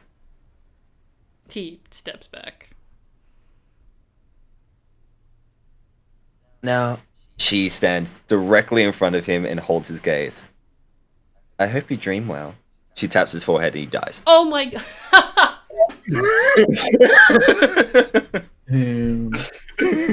Like, Committed murder. committed murder, yeah. Back. I mean, yeah, you knock him on his head and he just falls straight back. She just taps him. He doesn't fucking punch him. He just. Yeah. I'm just saying for effect, he just kind of like, boom, just kind of like leans back. She nods towards Vasi and Darius. If you may, set the scene. Darius starts to cast Minor Illusion. And Marcy, you know, Yeah, I'll do prestidigitation. I can't say the word. Prestidigitation. It's really hard word. prestidigitation. Prestidigitation. Prestidigitation. Titty. Prestation. Prestidigitation. Oh wait, prestidigitation. Prostation. Predestation. Frustration. It's just presti and digitation together. Yes. Okay, that's all. And it'll basically look like an entire blood scene. He was like beaten to a pulp and then collapsed where he was. It's a crime of passion. Garth will like watch you guys as you do this. And he's like, "What's? Whoa!" He kind of like notices like how severe you're making this look. Huh. Well. Is this not what you wanted? Oh, it's just I've never seen anything like this. Just coming out of thin air. It's well, makes things a bit more fun. He kind of gives a bit of a smile, and he kind of snaps out of it. This is what happens when you work with arts. You get the picture? I'm getting it, I think. She slips into like her Sky's voice and she just goes, well, get what you need. Quickly now, it only lasts an hour. Oh, well, that's plenty of time. You see Garth, like kind of look over and like kind of crouch next to you, the body of David Miller, aka the vice principal, and he attaches a sort of kind of like necklace to, or not necklace. What do you call it? What's this? Pendant? No, Amulet? no, it's a machine. Defibrillator? It's like, I don't want to call it a shock collar, but it kind of looks like that. It like he puts like a it's like a collar around his neck. Yeah, he puts like this sort of part of like machinery collar around his neck, and he presses a button on this collar, and you hear a low hum as this happens. You see then Garth starts. I'm gonna question the blood. Will it? You can't interact with it. It's just like a. It is an illusion. Yeah. Yeah. Okay. Garth kind of holds up one of Miller's hands, and he looks to you, Sky, and says, "I need to sample his blood to make fingerprints. May I have your grace?" Sure. Great. She steps forward. She opens a small little book where she pulls out a sample of the vice principal's blood that she already has. As she touches the body, she'll nick like a finger with karambit, then stow it. Mhm. She makes sure to identify it's the right blood, and then she'll give him a sample. Okay. Are you sure you nick the finger for the blood? I will say that he's going to take fingerprints. So I probably would. I will. Where she will just go. Where do you want the sample from? The least conspicuous, the better.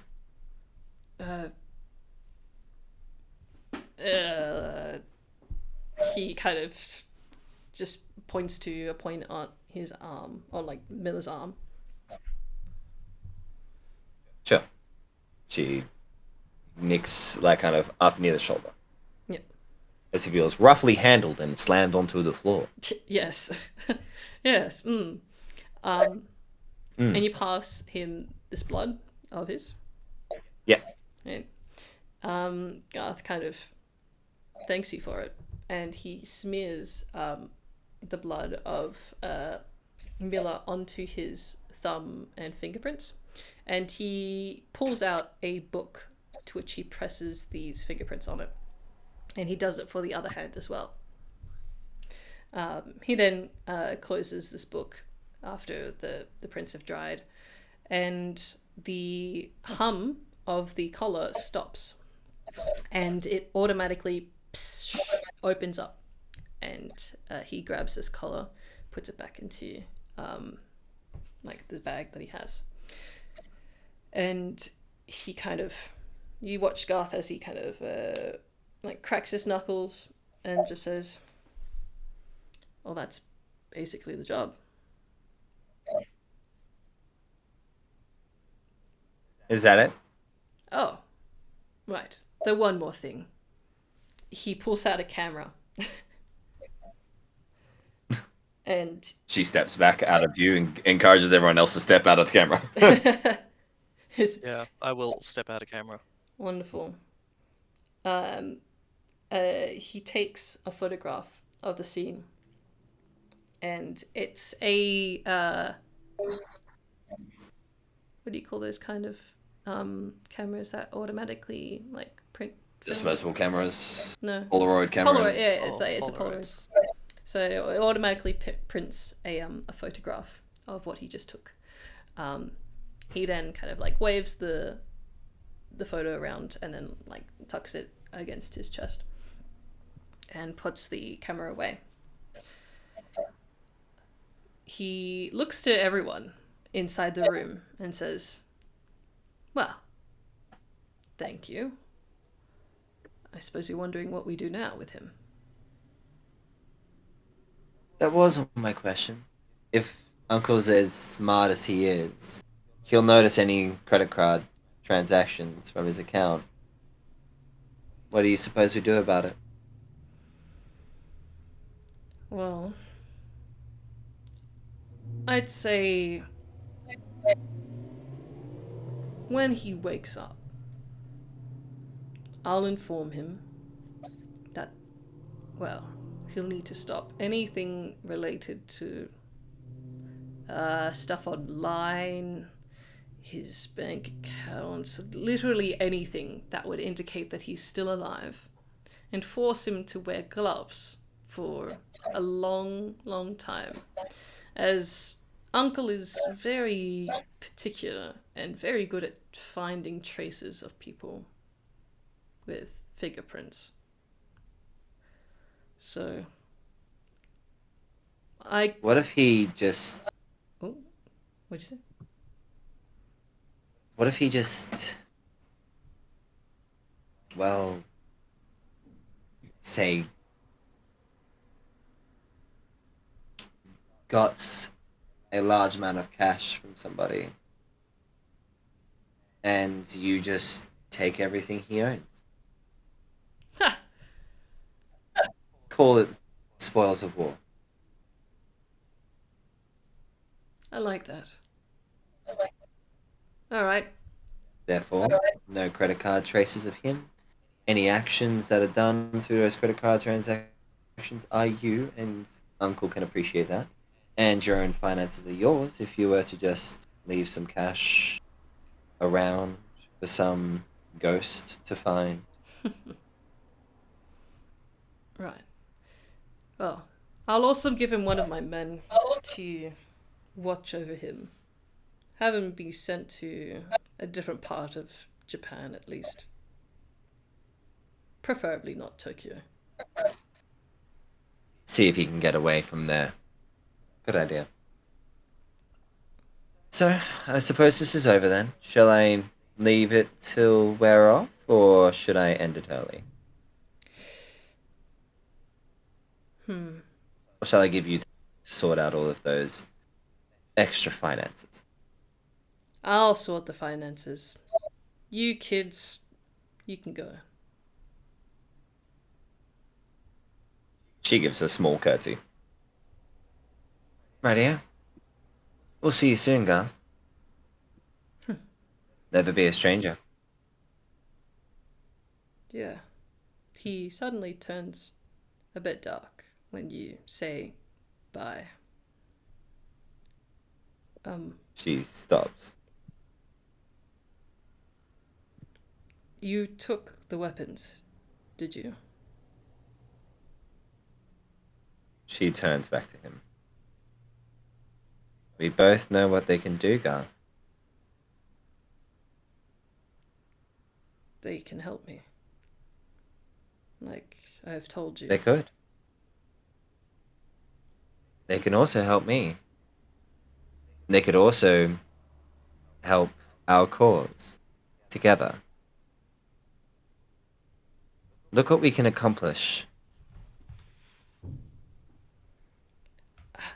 You'll have your daughter back. He'll have his life. You won't have me as an enemy. No, more importantly, you won't have the crow hunter on your tail. Do you plan to... Because he's after them. Oops, sorry. Do you plan to sever... To stop the crow... Crap. Oh, you go first. Ah! Yeah, you go first. It You go always first. You go happens. first. Do you plan to sever the contract I have with Hades? I do. Would you like me to do it now?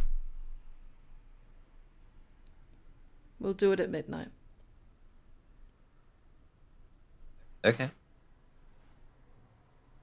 Oh, and just so you know, the reason I took them, the crow hunter's after them. And so instead of him causing you problems, he can cause me problems.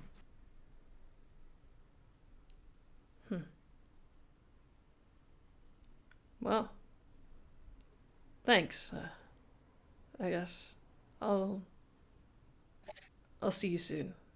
You'll know where I am. I'll see you at midnight. I'll look for the giant fuck-off castle. It may not be that this time. Right. Well, I'm sure I'll find you. And I'll bring my friends this time. Properly. I shall see to it. He leaves the room. He leaves the room. Yeah. Oh no, he doesn't leave the room. What are you talking about? You guys leave the room. Yeah. Alright, we leave the room. As soon as she like leaves and the door closes, probably behind Satori, she outwardly goes, "Holy fuck!" Okay. You all hear now the sounds of the fireworks going off. I mean, you could hear booms when inside of that room, but now you can see them nice and bright. And you hear Kaya rushing right next to you guys as he says, "Guys, you need to have a look at this." What's wrong? Felix, you also see Kaio has rushed down, and you're a little bit confused. And you see the rest of your friends are now gathered outside of the room, and you decide to join them. And Kaio immediately starts walking back up the hill, and everybody kind of follows closely behind as Kaio looks immediately worried. And while you see these fireworks are really nice, the fireworks start to die down. You know, there's less and less of them. But you hear the cheer of the crowd kind of go from like a, "Woo, yeah, fireworks," to being like, "What is that?" Yeah. As the mass of people on top of this hill seem to be looking out towards, well, Tokyo. That is the best view for this place, of course. And you see a very thick purple haze covering Tokyo. It's swarmed it. You can barely see the buildings anymore. And you see that it is growing. And Nice. that's where we're going to end today. Mm, Da-na-na. interesting.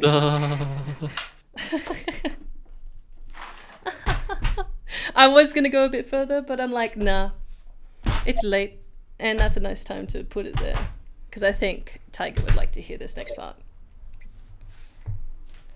Alrighty-os. Fair You enough. guys survived. Welcome. Question: Yes. is this haze connected to the vice principal? I mean, you will find out what that haze is connected to, but I will firmly say no, it is not connected to the principal. Cool. I was about to say, fuck.